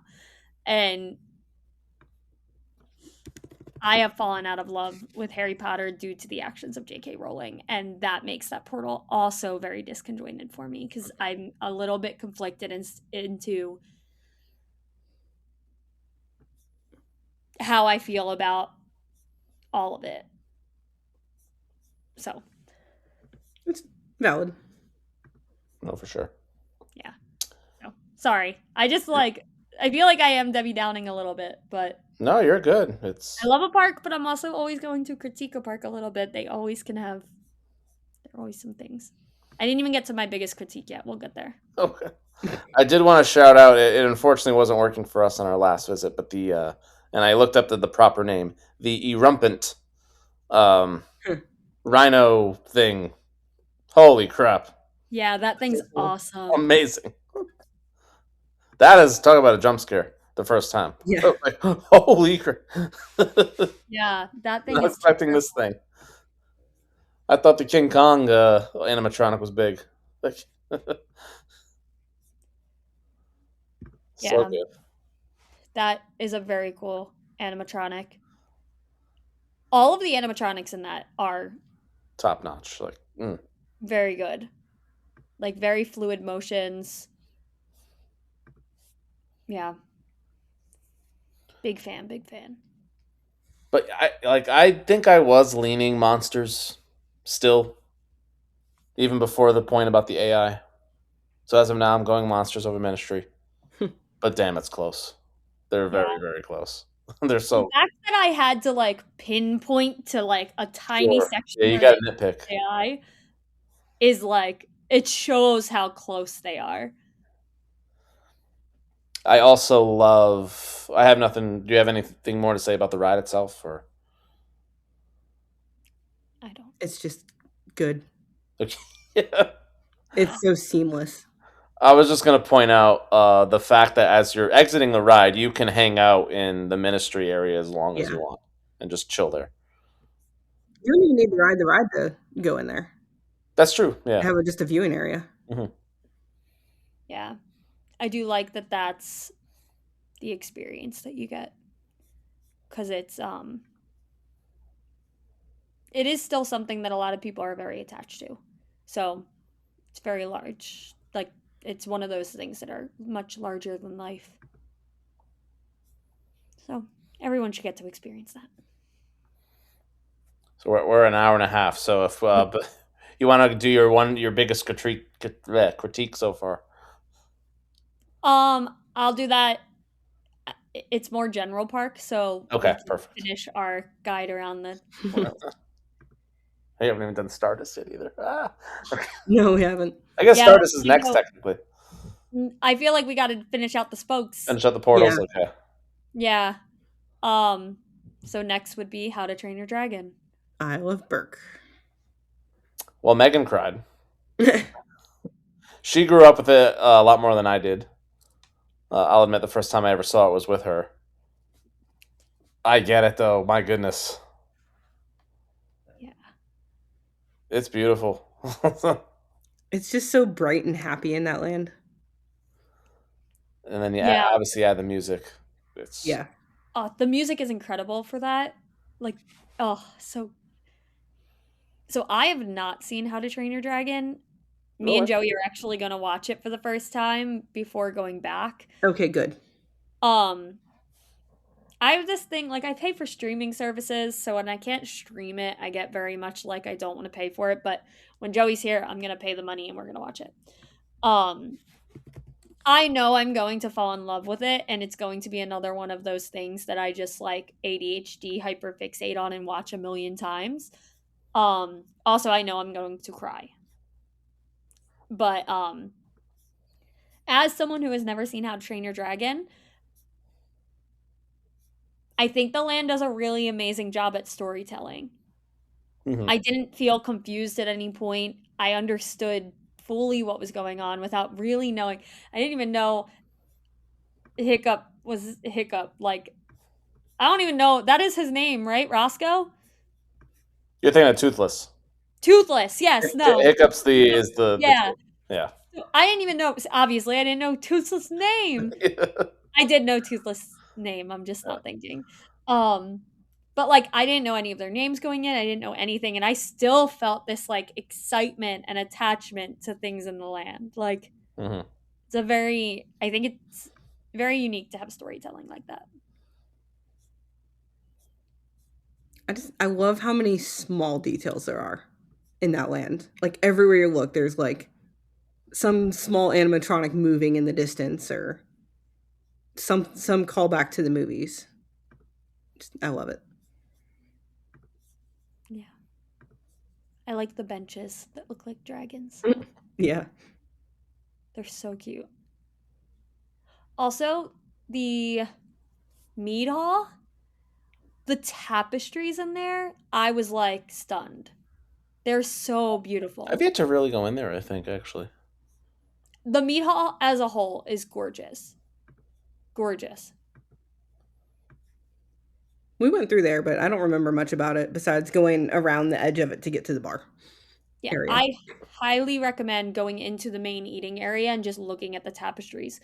They even, like, the tables and chairs felt very themed in there. I really enjoyed sitting in there. Like, I just sat in there, like, looking around by myself at one point, waiting for other people. Like, it's very pretty. So, Hiccups. That is one of the best family coasters ever. Yeah. It is one of, if not the, just pure joyful coaster ever. Like, you can't not have a huge smile on your face when riding that thing. When the song kicks in as you leave the station, Mm. I'm like, this is everything. Yeah, it's a very well done or family attraction. Like enjoyable for everyone Yep. involved, not too intense. I love that it's not too intense for your children. Like I didn't see a single child that thought it was too much, but it's also not so boring to No, where no. What? like we all loved it. Um as people who obviously we prefer things with some like spice. No, We there's prefer like supposed to 600 million G's to knock us out. be. Yeah. I will say our last experience. Um, so this is. It was a very weird day, like for Florida. Usually, Florida it rains for like downpours for like a half hour and then it's done. This one it rained for like 7 hours, but from like I don't know 2 to 3, it was okay. It's starting to drizzle a little bit, and then we see the next train on Hiccups rolling in, and like, oh yeah, it's not raining that bad. We'll be fine. And I was actually sitting next to Jen, and we pull out. It just starts downpouring. Yeah, we got absolutely pelted Oh and like yeah. it was so bad that like you couldn't see anything. Like it Which, hurt. to your point, it definitely is still thrilling because it was still going fast enough for the rain to hurt. So, Yeah, it was like kind of impressive, but we got soaked. oh my god, yeah, like it could not have been worse or better timing, if depending on the hilarity of it. Yeah. Matt was not happy, as you would imagine. Matt had So, like a rain jacket and a poncho on. Like he ended up taking someone's poncho. yeah, mine. Yeah. Um yeah, that was a very cool ride. I also Memorable. I don't keep track of which trains, but I definitely think some audios are better than others. I do prefer some audios to other ones. And apparently there is a newer train. So they're all unique. That's what I'm That hearing. I did not know.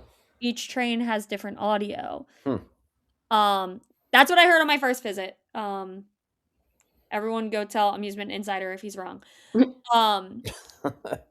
But because he was saying that his least favorite train, which I believe was train one, the whole time he was like, "I just don't want train one. I just don't want train one." You would. So, yeah, this is the same man that used to have a favorite Velocicoaster train. Oh my god.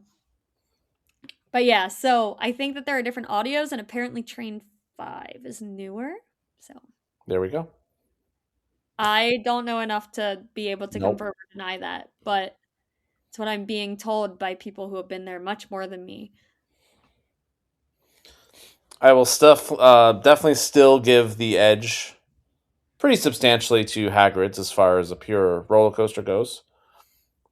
But it's really, really good. Like, do not skip it, even if you're a diehard enthusiast. Well, obviously you want the credit, but like, get on it again. You'll want to ride it more than once. Like, it's really that enjoyable. Yeah, it's very good. I don't know where I would put it next to Hagrid's. Well, I have Hagrid's in like my top 40, so and I'm not. I don't rank coasters. I'm not a loser. Whatever. By the way, Children. I delayed my top 100. If you want to check my YouTube, we're still going for. We got like 10 or 9 to go, depending on when this is released. Oh my gosh. Oh, I need a break. I couldn't do it. I did like 89 straight days, so Yeah, that's Yeah, that's a lot. Yeah. I couldn't. Through the holidays, it was just too much. I'm just too indecisive of a person to try and do a top 10. Like, I don't know. It depends on the day. Depends We'll on get to my ranking actually very soon. Have you seen the Untrainable Dragon, Allison? No. Okay. I did however you pronounce it, Surf Air Canoe. Okay. Whatever. I did that one last time, but I have not. Well, obviously, to not spoil them for Jen, highly recommend both shows. They are both fantastic in their own ways. Yeah. Yeah. I did not do any shows. Yeah. Do not skip them. Did either of you have the mac and cheese cone? I've had a couple of them. I think we did just like I don't think we did the PB&J one. I forget which one we did. The one with the goldfish on it. I don't know which one that is. And then there was like a Thanksgiving-y one. Ooh. Oh, that one released the first day I went, and people said it was really good. I really enjoyed that. It had chimichurri sauce on it, and I think that was the best part about it. Yeah, I remember looking at it and I was like, this feels weird. I mean, a peanut butter and jelly one feels weird too, but I was like, this, I don't know, feels a little weird. But It was very good. yeah. I'm not a huge mac and cheese fan, shockingly. They look amazing. Megan loved hers. Yeah. I get the appeal, though, for sure. I think I did eat, is it called Spitfire? I had like a shrimp bowl there. The bowls there are amazing. Oh, Yeah. other people I was with had the bowls there. Yeah. Really good. I had every once in a while. I have a really bad habit of just being like, if I want something enough, I'll gluten myself, especially if I don't think there's a lot of gluten in it.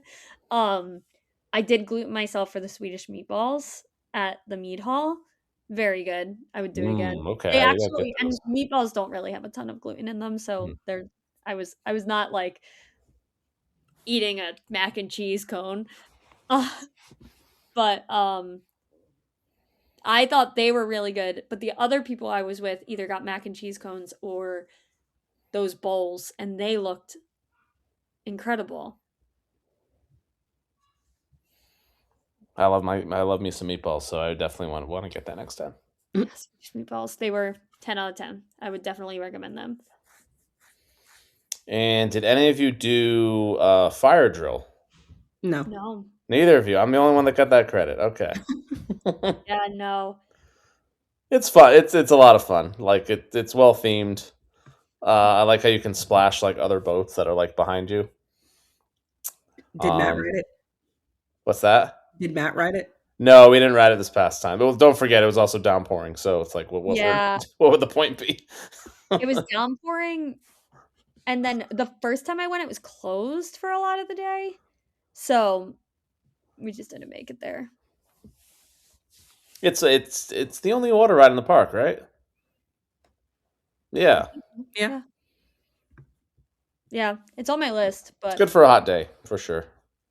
I'll ride it eventually. It's just not a priority for me. No, for sure. The rest of the park. Yeah. Yeah, I could also see it being really busy in the summer because there is not a ton of shade in that park. It's like go inside or that's it. So. Now, supposedly, like trees are like coming in, right? Like they're just gonna grow. That's what I've heard. Yeah, I could see it being something like coming along the line in the future, but right now it's like a no shade park. Mm-hmm. Some shade towards. And then the dragon glider, whatever it's called. Sorry, Josh. Nope, I'm good. Dragon Rally. Dragon Rally, yeah. That's the name. Yeah. Our friend Josh, he's obsessed with that ride and likes to. He can make it flip like 5 million times. Like. Yeah, he said he managed to get 8, which apparently those are like really weighted. Yeah. So they're not easy. I was really asking.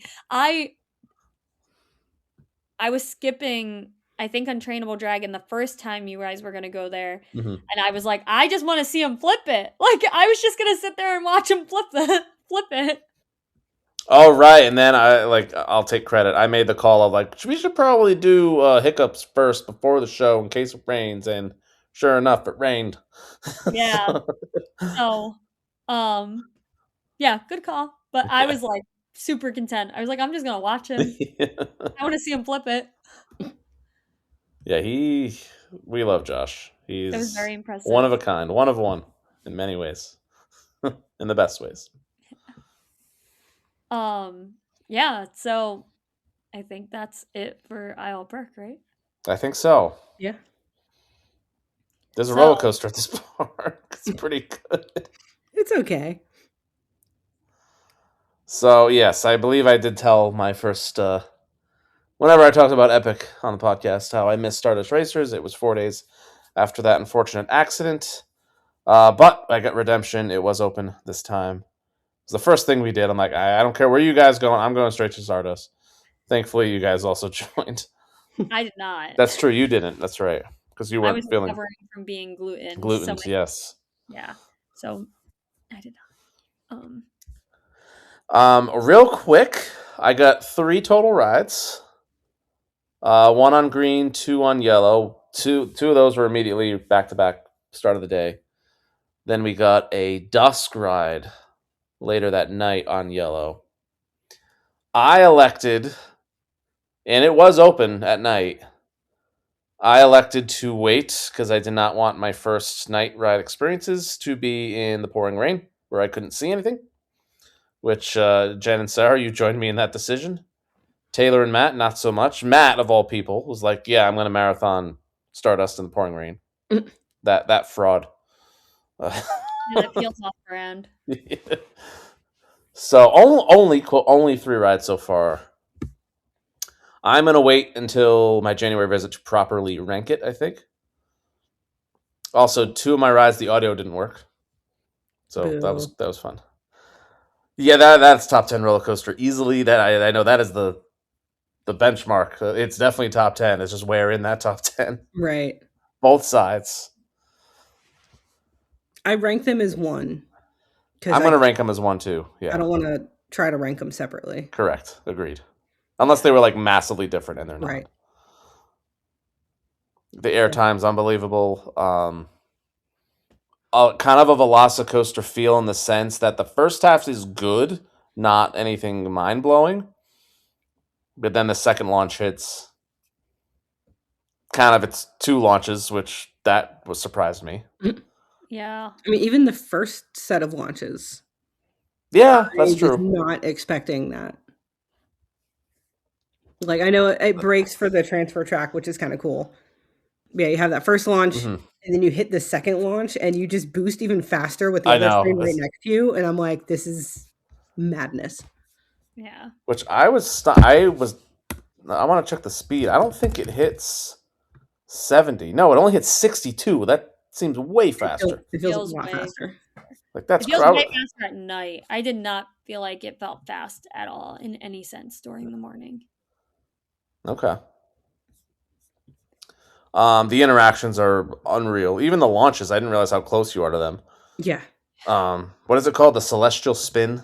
Mm-hmm. Yeah. I'm like, I can touch you. Like, I'm just staring like Taylor the whole time. He was on the other train. I'm like, oh, you are right there, dude. As I've said for that ride, you get uncomfortably close to the other track, the other train.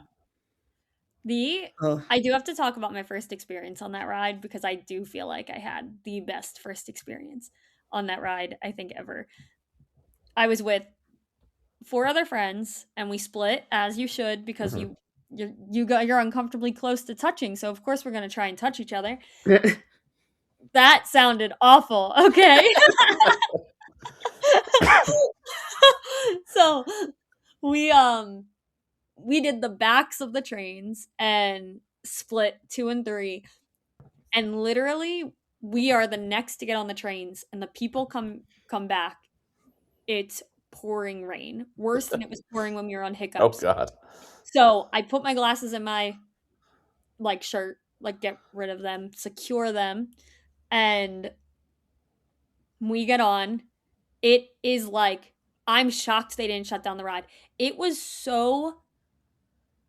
such intense rain that you could barely see the other train. Like, we managed to see each other, but it was like a white curtain of rain. Jeez.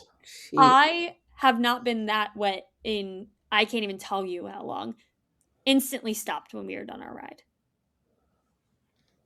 So we had the most intense rain I've ever experienced in Florida, and then just done when we were done our ride on Stardust. It was waiting for you. Literally. It was crazy. So us all trying to touch each other in rain we could barely see anything during. We laughed so hard. It was probably one of my top 10 coaster experiences. I love that for you. Yeah. Yeah. Best ride. Best experience. Even if it's painful, sometimes those rain rides, it's the memory that counts. Yeah. I didn't realize there's only 1 inversion on each side. Mm-hmm. Really? No kidding. Yeah, it's nothing crazy. Huh. I actually also, again, a little bit of a downer. I'm so sorry. I'm not a huge fan of Stardust. Okay. I'm not a big That, fan of it. that's a take. Curious to hear more. Yeah. I personally have this weird thing with mock airtime. Not every mock, because like Voltron, I'm fine. Let me watch yourself Um, there. what are you thinking? The mocks at Europa Park, I'm like, I'm fine on. Yeah, okay, that's true. I should have. Yeah.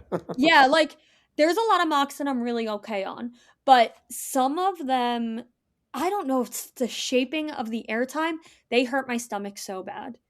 So bad. I get like Well, what mocks have you been on besides Europa? Slinky Dog Dash makes me so I sick. always forget that's mock. So sick. It's like I have never seen anything like it, and I've only ridden it 3 times, and all 3 times it has made me so sick. Okay. It's I don't know what it is. It's like and there's not a ton of those like bunny-ish hills on Stardust, but it's more than what they do at like anything on Europa Park.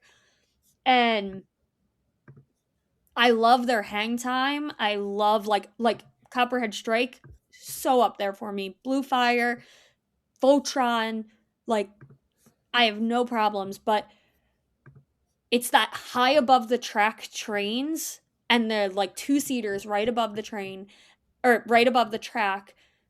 And then it's like I can handle their inversions. I can't really handle their airtime.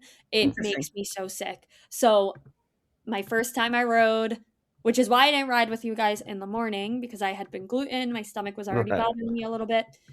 After that rain ride, we rode one more time. I felt fine. I felt fine enough that any other coaster I would have been like, one more time, easy.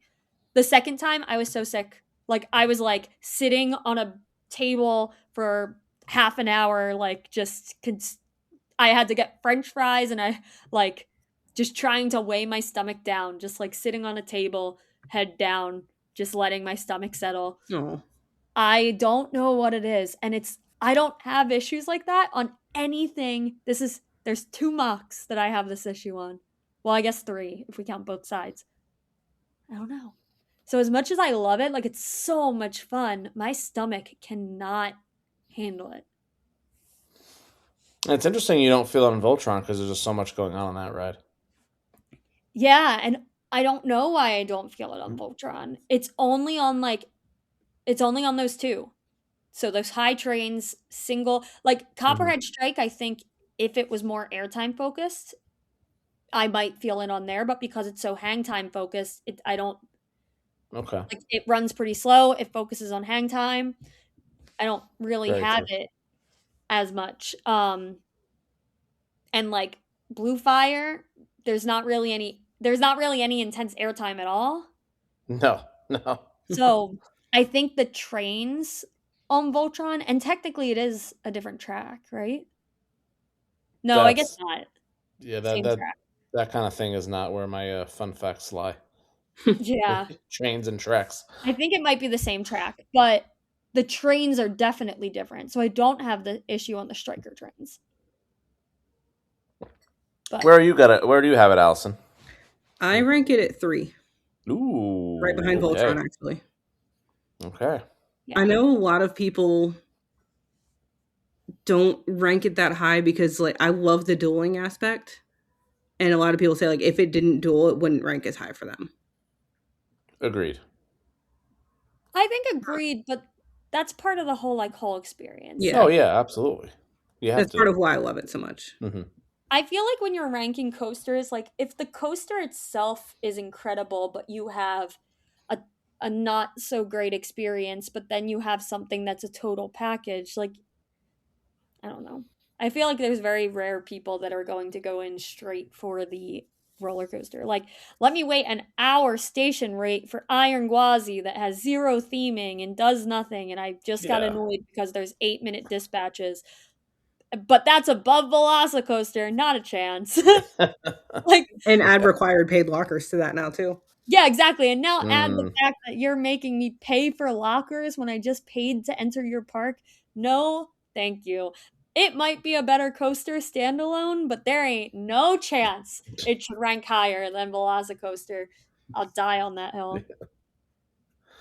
So I did make the decision to not put Stardust into my top 100 ranking series on video just because it's too messy at this point to do so. Yeah. Inverted Creative exclusive without revealing what's in my top 10 yet.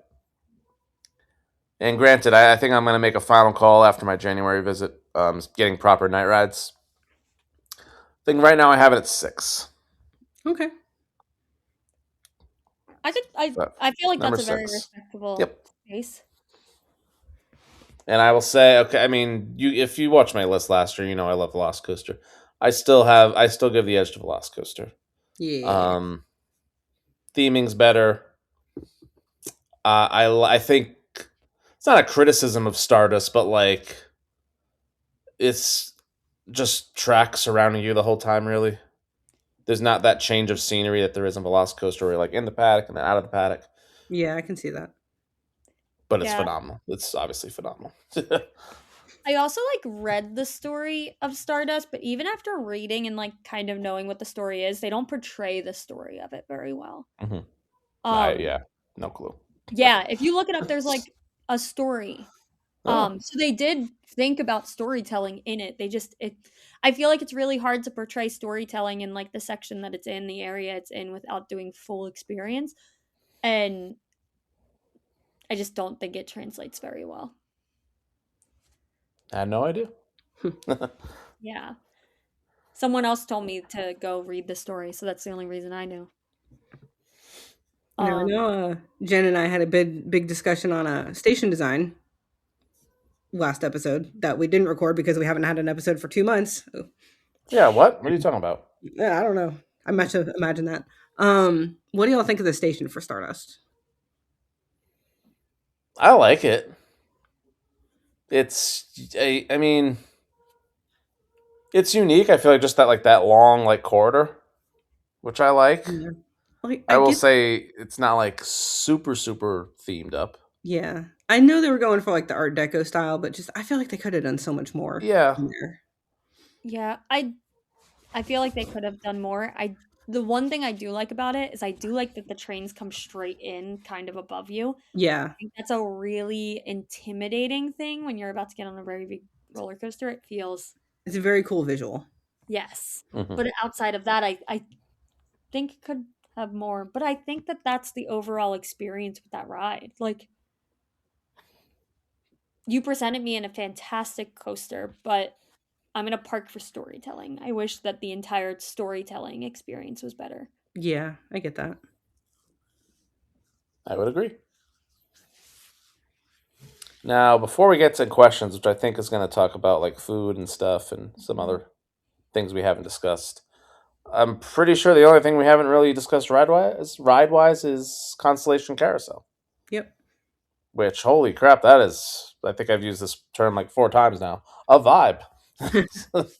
I've only ridden it like in the morning when it was raining. Oh, and there wasn't a lot else open. I know I haven't gotten to do a night ride on it. I know it's different at night, but it was still. I feel like that's one of the things where I'd only want to ride it at night. Well, when it was like one of 2 things open in the park when we were there, That's fair. Yeah. and there was no line then. We're just like, may as well ride it just to ride it. I did not ride it, so. Oh, okay. Do you know anything about it, or? I saw pictures. I don't know too much about it. Okay. There are a few things that I saved for, Joey. So Very fair. That's a good one for Joey. one of them I saved. Oh. I was like, I'm not willing to save you a coaster. So sorry. You gotta live with that. I saved you some shows and a carousel. So. It's a good carousel, top tier carousel, that's for sure. And For sure. again, especially at night. Yeah, I'm very excited to try it. Now, before we get into questions, have you guys watched the end of the night fountain show No, at all? actually haven't. We happened to get off of Stardust as it was going on, and the entire park lights up. Oh, Like there's lights under all like the edges of like the planters and things, and just the entirety of the park is lighting up in sync. And it's the coolest thing. yeah. We haven't even brought up like this park was made to be a night park. Like the lighting is otherworldly. Yeah, I really hope that their days are shifted in the summer to allow people to experience it at night. Which More I know like they won't be, but like you like like more midnight closings. even 10 o'clock. Hmm. But Universal does 6 and 7 p.m. closings on Friday nights in the middle of the summer all the time. Like Insane. it's so upsetting. I would rather them at this park especially. I would rather them shift and Hmm. don't open till 12. If you Yeah, want a short park day, don't open till 12 and keep the park open till 10 because this park is so beautiful at night. Mhm. It is a night park. and every like having the debate of what portal looks best at night. They're all Mhm. great. They're all, like every single one. The entire park. It's crazy. I love how at night, if you go to Bar Helios and you're looking over the entire park, it Oh my looks god. gorgeous, but then you look at Mario World and it's just like bright rainbow. And it's so evident It's a that it's there. it's a painting up there. If you go to Bar Helios to the rooftop, like it's unlike anything you'll see of like overlooking whoa park. From the rooftop shouted out. Yeah, it's Yeah. so gorgeous. Yeah. The prices of the drinks at Bar Helios not so gorgeous. Yeah, Yeah. I do hear that they have an espresso martini to die for though. It's the $35 probably. I think 25. Not bad for Bar Yeah. Helios. But I I hear it's like hands down one of the best martinis. I passed on a drink this last time. There was a bunch of us that went up to the bar. I got the beef skewer and it was so good. Okay. I regretted not getting that the first time I was there. And I got it this time and everybody was jealous because it was so good. Haven't had food from there yet. I'll have to keep that in mind because I cannot. I might do one single espresso martini. I cannot bring myself to pay 20 some dollars for. Yeah. I forgot. I got Yeah. a drink the first time. I think it was like Nectar of the Gods or something. And it was expensive and I was like half asleep when I was there. So I couldn't tell you much about it. It's single barrel rum, Grand Marnier, peach syrup, Yep. lime, and cane syrup. Yeah, that was the one I did. Well, I will say like a quick like review on hotels. I haven't stayed at Helios. I've heard it's very nice, but not worth the price necessarily. And staying at the Terra Luna, I always confuse that with Stella Nova. They sound kind of the same. Yeah. We stayed at Terra Luna, which is the quote cheap one. I thought it was very, very enjoyable. The rooms were so nice, and we paid like 150, 160 for it, which is for Orlando is fantastic. Yeah. I really enjoyed Terra Luna. Hmm. It was nice. We were there like not long after it opened, I think. Hmm. I forget when it opened in reference or in relation to the park, but I very much enjoyed it.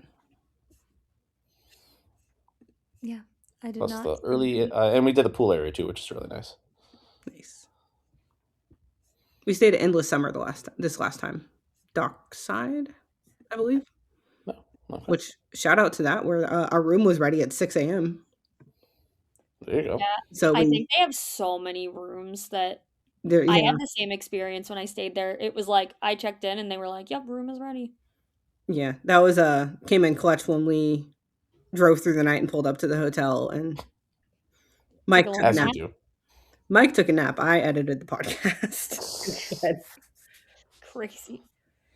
I'm not smart. We haven't even gotten to some of the points yet. Forget the questions. My God. And we're at 2 hours. Yeah. I knew this was going to be a long one. Yeah. There's no way for it not to be. I feel like I want to bring up this one question because it's a very good segue. Chris Leonard came up. Chris Leonard asks, because I know everybody will talk about the rides, I need to ask what's each of your favorites food and drink? I found the food to be amazing no matter where I ate and really enjoyed the green cocktail and the Ministry of Magic. Oh, okay. I wonder if that green cocktail is the one that Mikhail got. It was from Bar Moonshine, and it had like absinthe and moonshine and like a rosemary sprig in it. Oh, I have no idea. It was gorgeous. Oh, is never mind. I don't know. I tried a sip of it. Was not a huge fan because it kind of tasted like I was drinking toothpaste. But Yeah, it sounds like that could be. As far as favorite drink, I think I gotta go with whatever I got at Burning Blade, which was Duvel? either the mead or the Duvel. I think that's really all I've gotten to drink. I haven't really drank too much there. I actually have not done a ton of drinking there either. I did have a really good margarita at the barbecue place. That I really enjoyed, and then I think that might have been really my only drink outside of seltzers that I've had. Oh, and the giggle water. Both Yeah. fantastic. But I just both times that I was not drinking too much. yeah, drinks for me toss up between the pina colada and the giggle water. I just remember when me and Christina had them the first time, we got a round of them, and then we got a second round before we were even finished with the first because we loved it so much. And it's so glittery. Yeah, I did really like that. Like, I want to drink more of those. The food that I had there the second time, zero clue how to pronounce this, but it's some kind of like tomato pastry et fromage. I don't know, roasted tomatoes, sous vide, and goat cheese and a butter pastry. And it was like the greatest thing I've ever smelled. It was so good. Okay. I went into it blind. There was no picture of it in the app, so I had no idea what it looked like. And it came out looking not how I expected it, but it was phenomenal. I was just melting with every bite that I took. that sounds very good. On the opposite end, I kind of want to complain. I totally forgot. Brandon said Pizza Moon is best theme park pizza. Pizza Moon. I am shocked that wasn't Cedar Kev that asked that. You said no? Hmm? You said no? What?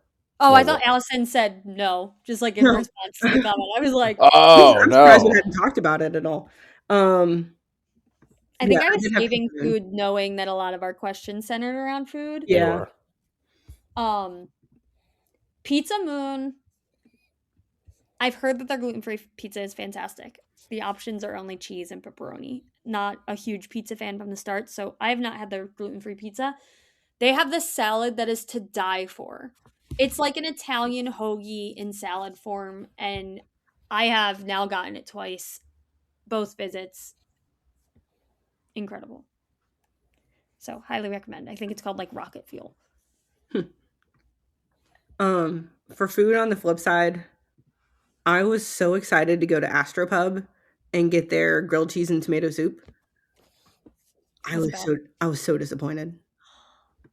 That's the worst feeling in the world. Where Especially, even like, how do you mess up grilled cheese and tomato soup? The soup was good. I really enjoyed the soup. It had some kind of like cream on it that was fantastic. But the grilled cheese, there was just way too much cheese, and then there was like a smoked cheddar on it that overpowered everything. Oh, And then there was a whole ordeal just trying to get a drink added on, and then the inside of that's just it leaves a lot to be desired, and I was very disappointed. where even is Astropub? it's right outside of Stardust Racers. Yeah. Oh, okay. Okay, I have not been in there yet. Yeah, that's where I got my French fries. How was your experience there? I literally ordered French fries and then died on the chair. So Oh, okay. Well, so not Can't particularly memorable. yeah, not a great. This is where I am gonna bring up my biggest critique of the entire park. As a gluten-free eater, outside of sitting down and getting a large meal, there is nothing to eat in this entire park. In terms of like quick service gluten free stuff. quick service, you still have some, but like,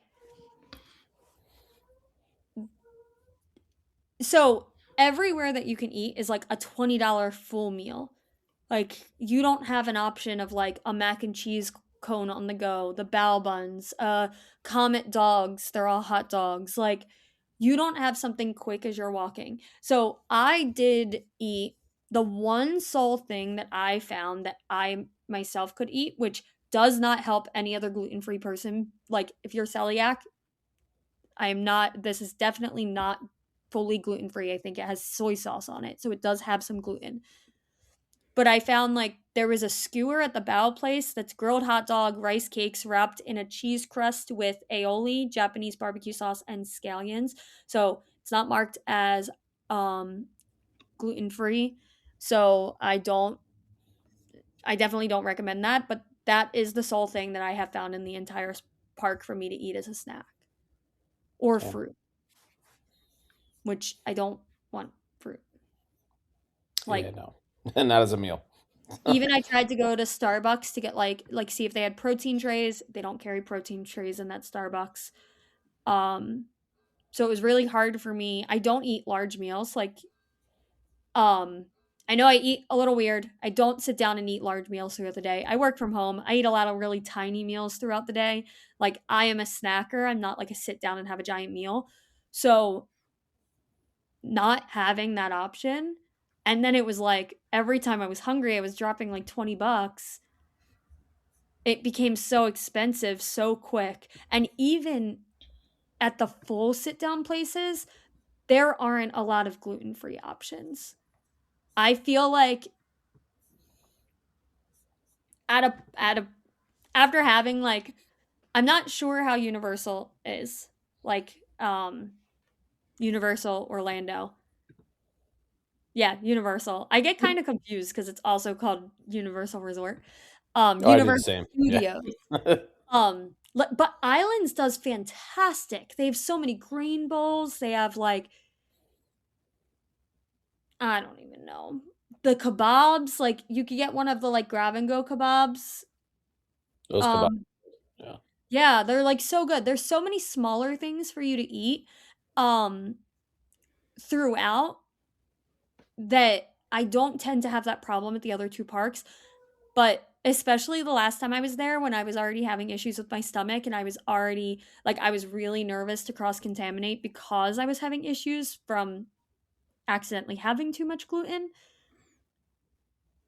I got to a point where like I almost cried because I was just hungry and I couldn't find anywhere to eat. And then the other one is like, a lot of the places that I have to eat only offer sit down. So it's, I can't grab something and go. I have to fully sit down and have it served to me at a table, and then there aren't to go boxes. When I got my baguette, I was like, I just ordered a plain baguette because my stomach was messed up and I thought it would weigh down my stomach. And I was like, "Can I please have it to go?" And they couldn't even give me a baguette to go. I know. That's Yeah. weird. Hopefully Like, that's something they fix and it's just growing pains and they realize it. I just feel like we're in a world with more and more people who can't have like gluten, Right. and they do handle the dietary restrictions really well. Like, they do. It's just there's better ways to handle it. Like, I think that they should look at Disney and listen to Disney a little bit more. Especially with their mobile ordering. Their mobile ordering, they don't post any of their gluten, so you just have to kind of guess and then ask for a consultant. Yeah, that's not Yeah. cool. It's crazy. So the amount of times I order something I think will be gluten free, they send a chef out. The chef tells me it isn't. They have to refund me. Then they have to consult what I can have, but I can't just order a chef out. Like, I have to complete a full order. Yeah, that's a nightmare. Jeez. It's a lot. Um, and a lot of their rules, like, yeah, it's just, as a gluten free person, I found the food to be extremely difficult to navigate at that park. Sure. Yeah. It's really So surprising. And I hate that for you. I Yeah, no, was surprised because of how good their other parks are. Like, even actually now thinking about Universal Studios, like Today Cafe does a fantastic job. Um, I think that's where I eat like 90% of the time in that park, but I don't have issues eating in those parks, like, at all. A grab and go. it is. I hope that they work through that, but No, they definitely need to. They got to figure that issue out. yeah, and like I went to sorry, I feel like I'm talking a lot. I It's almost went like we're to recording a podcast and yeah, we're supposed to talk a lot. I know. Um I did some research because I was like I can't find food to eat anywhere and I'm so hungry, but I can't eat a full meal. So I started to go on a bunch of like gluten-free like apps and forums and things like that, and pretty much every comment was like if you need snacks throughout the day, you have to bring your own. And I think that's a really unfortunate reality of that park. Dang. Like, even popcorn was kind of hard to come by. There was like one or two stands with popcorn. I didn't even realize they sold popcorn. Yeah, I guess I like shouldn't be surprised. Mike always finds popcorn somewhere. Yeah. yeah, And I'm pretty sure he had some. for the longest time before gluten was such a large allergy, it was like snack popcorn, here you go. Like Disney was iconic for it, like or iconic for it, known for it. Um it's like the answer is popcorn and it's a solid answer. But I couldn't even really find popcorn. Like nothing. I was starving. It was like my options are to leave my group and sit down for an extended period of time or not eat. So that's my biggest critique. That's a Very fair good critique. one. Well, on my end, Pizza Moon for sure. I don't know what my favorite place is yet. Everything has been good. Pizza Moon, I would agree, is the best quote theme park pizza. It's far from my best overall pizza. Let's make that clear. Correct. But it's very, very good. I also, we haven't talked about it yet. I enjoyed my meal at Oakenstar Tavern. Is that what it's called? Something like Star, that. I haven't been there Star and yet. Oak. It's barbecue. Excellent. Really, really good. Not part of a Maryland, portal. that's where I got the really good margarita. Oh, okay. Star and Um, Oak, is that Oakenstar? Yeah, Oakenstar. Yeah. I have not from firsthand experience, but I have heard more I think more bad things than I've heard about any of the food at Epic Universe about Blue Dragon Pan Asian restaurant. Really? Haven't I been have, there. I have not either. I have heard probably 5 or 6 different people who have had awful experiences there. And I will say that like 3 of those people centered around allergies and how they handle allergies. Mm. And I've also not tried Atlantic, which is probably their priciest restaurant, I want to say. That's what I think. Yeah. I don't know. I have also not been there, but I also love seafood, so I feel like I need to go there at some point. I do not. I don't know if I trust a seafood restaurant in Florida, but I'm also snobby New Englander, so. Oof. But also flying fish at the boardwalk. That's fair. Flying fish at the boardwalk is so good. It's like the only place like ever that I will eat seafood. God, we could do a whole episode about just food at Disney. Yeah, Oh, yeah. literally. I will. Shocked I we am haven't in. yet. I'll be on that one. The Oaken Star Tavern. I did not realize this, and I think this might have been something I would have really, really liked to know, even though I don't think there's anything on here for me. But they do breakfast. Huh.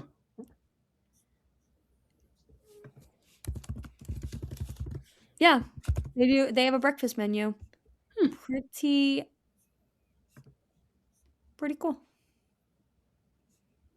There's a lot of food options in that park. There's so many I want to try still. Like, even if Blue Dragon gets bad reviews or whatever, I still want to try it.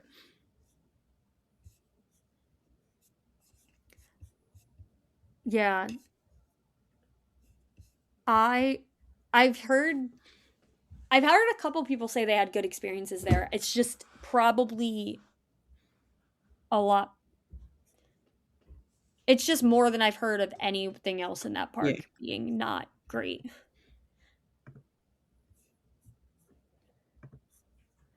The cocktail I had, the margarita, was called the Rambling Raccoons Margarita, and it had tequila, lime, pomegranate, agave, and lime in it. It was very good.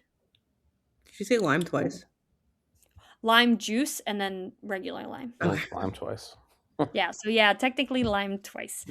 Um, All right. So I'm going to be 100% totally honest with you. I'm starting to drift. Yeah. So Being up since 3:50 this Well, morning. we got through the majority of our We episode. did. Now we're on. We don't have too many more questions. So 3 of them are actually kind of related. Okay. And it's all about sightlines and how. Yeah. So Solar Coaster said the fact you cannot see the other lands from each other's. Mostly true. Matt said the sightlines are not great. Some noticeable ones are seeing the backside of Paris from Celestial Park, seeing the convention center from Stardust Racers, and just looking at a field at the top of the second hill in Stardust. I feel like if you have a really tall coaster, it's going to be hard not to see some of Orlando at the top. Yeah. But then Cedar Kev commented and said, one thing I thought was odd at first was how you can see Stardust Racers from inside Isle of Berk. At first, I thought it was kind of ruining the immersion, but the more I think about it, it actually works out really well. Because Stardust is supposed to be about comets racing through the sky, it makes sense, even more so at nighttime, to look up from the aisle and see the comets flying through the night sky. Such a neat way to take advantage of the location. So it's interesting we have like 3 different perspectives about. Right, I know. I'll bring up Kevin's point first about the sight about Stardust being like right next to Burke. That was my first thing too. It was like, oh wow, like that's a completely different ride. That has nothing to do with the Isle of Burke. But then if you had to pick one of the 4 portals for it to be near, I guess it does make sense to be Isle of Burke because you could see them as dragons. Yeah. And it's things flying in the sky. Yeah. It kind of works. I also feel like the color grading fits in best with Isle of Burke. Like, I noticed it because I know it's Stardust Racers, and so that's like knowing that. But when I'm not paying attention to the fact that it's Stardust Racers, I'm not drawn to it. No, yeah, very fair. Yeah, I got a really cool shot of wing gliders going with Stardust going at the same time, and it was just so many trains. Yeah, that can work for sure. Yeah. I'll be honest, I really don't give a crap about sightlines. Yeah. I don't pay attention to it at all. If I can see another land from where I am, I don't care. So most hard sites don't, but selling so highly and charging so much for the whole point being these separate immersive experiences, I want them to be separate immersive experiences. I would agree. Yeah. Overall, I do think they do a pretty good job. Yeah. I really do. I also think there's no like the backside of something that's not really themed and it's like painted to a different thing. I don't think that's terrible. Yeah, I think they should paint some trees on it, like on Hagrid's. I love those trees. It's like you're in Disney, you're driving in behind Galaxy's Edge, you just see the little like toothpicks with the peaks on them. I do like, I mean, I know there's that whole like famous fact about when you're in Morocco and Tower of Terror lines up with it. And did you know? It's into the theming. Yeah. Like stuff like that is cool. Yeah. When they make an attempt to fit things into each other, I guess. Yeah, wow, it's almost like they cared about their parks at one point. Okay. At one point. Sorry, wasn't me. Oh. Who said that? Ahsoka. Ahsoka. Yeah. I don't know. Sightlines don't bother me as much as yeah, they could have done a lot worse of a job, I think. Yeah. Personally. And I'll be honest, I didn't notice the field at the top of the second hill of Stardust. I was probably just more focused on the ride. Too overwhelmed, yeah. Maybe I'll notice next time. I'm just looking at a field at the top. Do you guys think that's... What do you mean the field? Where would the very field in I don't know. There's not a legal POV out there for me to check, so... Is there like just an expansion pad area? I was going to say, I wonder if that's the section that's being developed. Oh, that's true. Oh, that's something we haven't even talked about is what expansions we would like to see. Yeah, that's got to be a part 2. It's got to be a part 2. I know the Yeah. rumor is Wicked, but I've heard a lot of rumors. I I keep do hearing Lord about of the I Rings want too. Hyrule. I would love Hyrule.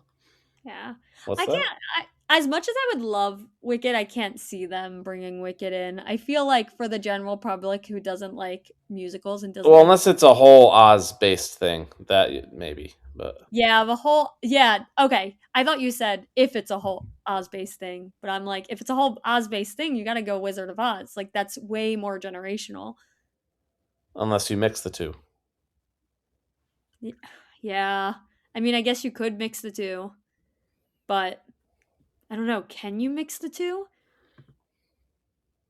Because it's like technically, slightly canon. I know it's not technically canon, but Wiki. I mean, I guess if they get the rights from MGM for Wizard of Oz, but if they don't get the rights of oh, that's a MGM for good Wizard of point. Oz, then they Yeah, don't. That's the whole reason you're not allowed to see Dorothy in Wicked. right. Anyway, So, yeah, two separate worlds. I don't know if MGM would ever approve of a mixture of the worlds, even though technically they belong together. They I'd deserve also it. I take Lord of the Rings too, but that's probably a fever dream. Oh, Lord of the Rings. Which That one's generational though. Like I Oh, can see them yeah. doing that because it's generational. Wicked, I feel like, is for Broadway people very generational, but for standard like people who don't enjoy that, it's phased. It's gonna Mhm. phase out. Oh, there's so many things you could do with Lord of the Rings. Oh my god! By the way, Yeah, Lord completely of the separate. Rings would be like timeless. Okay, we gotta do a separate episode. Yeah, Megan and I are meeting the Hobbits too in this summer. I can't wait. The Hobbit, a Hobbit section would be so Like- cool. Like no, we're meeting like Elijah Wood, Sean Astin, Billy Boyd, Oh my god. Dominic Monaghan. Yeah. Convention of actually some so- sort. Huh? Convention of some sort. I'm guessing. Yeah, in Boston. Very They're cool. doing like a whole tour for the 25th anniversary. Oh, nice. Oh, that's cool. Yeah. Anyway, Never seen the movie. I'm sorry. and I'm signing off. But I actually have never seen the movies either, except for the Hobbit. You got the Hobbit's the worst one. Anyway, I'm I sensing. can't really stream them anywhere. I'm not paying. well they're re-releasing them next year, also for the 25th anniversary. So Future Patreon content. yeah, Jen and I watch Lord of the Rings. all 12 hours of it. It'll be a marathon. We'll do a fundraiser. Yeah. All right. Future episodes. Last two comments we got. Airtime Mike said Stardust Racers with my 500th credit. Heck yeah. Wonder which one. I will be seeing Airtime Mike in 2 weeks. Oh, cool. I've not actually met him He's yet. coming on the cruise. Oh, shoot. Oh, that I is did like know 2 weeks, that. isn't it? Oh, my God. Yeah, it's what's today? Tuesday? Yeah, I 2.5 weeks is the cruise. Jeez. Yeah. I enjoy Airtime Mike. He's very funny. Quiz him on country flags. And tell Speaking him. of Let's Plug, coming up, I believe next week, season 4 of Theme Park GeoGuessr with Yeah, I saw that Riley posted about that. and yes, you know I am in this season Yes. as the defending champion. I was in the Battle Royale to get one of the last spots in it. Oh, I didn't realize you were. No kidding. Yeah. The one that messed me up was I was not close enough to Belmont Park. Oh, okay. Mm, Dang. Couldn't find the exact location quickly. Oh, that would have been so fun. Damn. Yeah, I know. I tried. I would lose immediately. I love the new format. I'll say that. Yes. Yeah. And then last comment we got was Stephen Eubank said, I will find out in just over 2 weeks. I guess it'll be his first visit. Oh, I'm going in 2 weeks. That's no kidding, Steven. I wonder if I'll see you there. Side eyes. I will. We're going the same You day. can see Barbara there. Random question. Friends of the podcast. We love Barbara's Barbara. absolutely going to be there. Oh. Yep. I'm so jealous. I love Barbara. Yeah, we have a huge. So it's basically the coaster cruise is having some meetups before the cruise, and yeah, Epic's one. Oh, that'll be awesome. Yeah, a lot of people. Can't wait to hear about it. Oh yeah.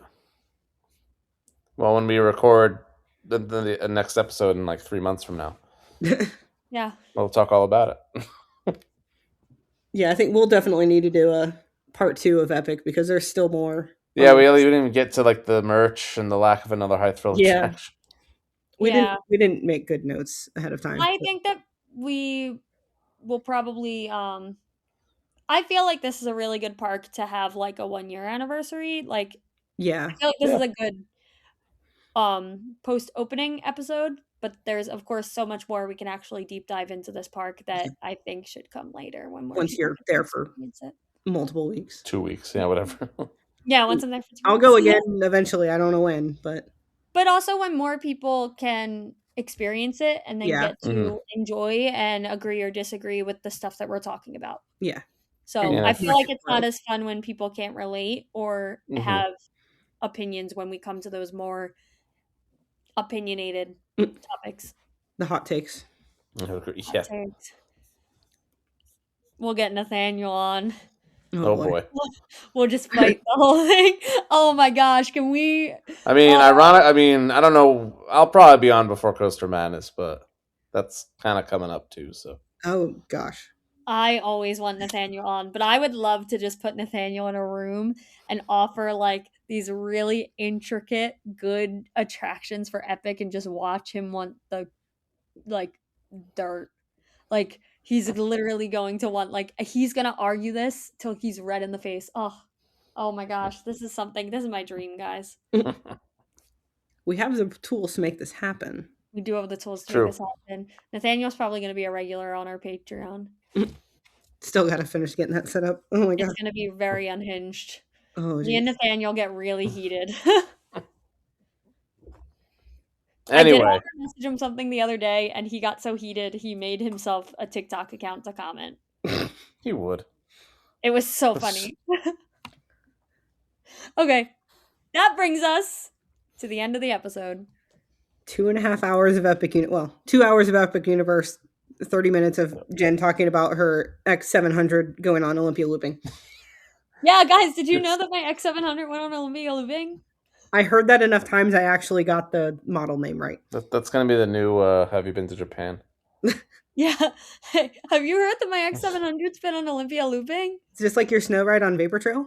Yeah, just like my snow ride on Vapor Trail. Also, my Olympia looping. My X700 has been on Alpinabahn and Euromir and Verbolten and I don't know what else. So you're Anyway, saying your camera has been #thinking inverted. hey, Look at Yes, that. it has. Look at that. this is still not the longest episode. Look at that. No, it's not. Fantasialand's still the longest episode. Yeah. Whoops. But anyway, thank y'all for tuning in. Go to Epic if you have not yet, but if you have not yet, you're probably not hearing me say this right now. Yeah. But We hope. but Kind of, maybe. yep. And we love to hear your thoughts. Yeah. And Happy New Year, by the way, because that's happening. That's true, days yeah. after this drops. 2026, baby. It's our first full year of the podcast. Done. Greater things coming our in third 2026. calendar year, technically. Wild. Oh. So we will see y'all next year. Yeah, I'll see you next year at some point. Yeah. That was a heck of a voice crack I just had right there. Bye, everybody. Bye.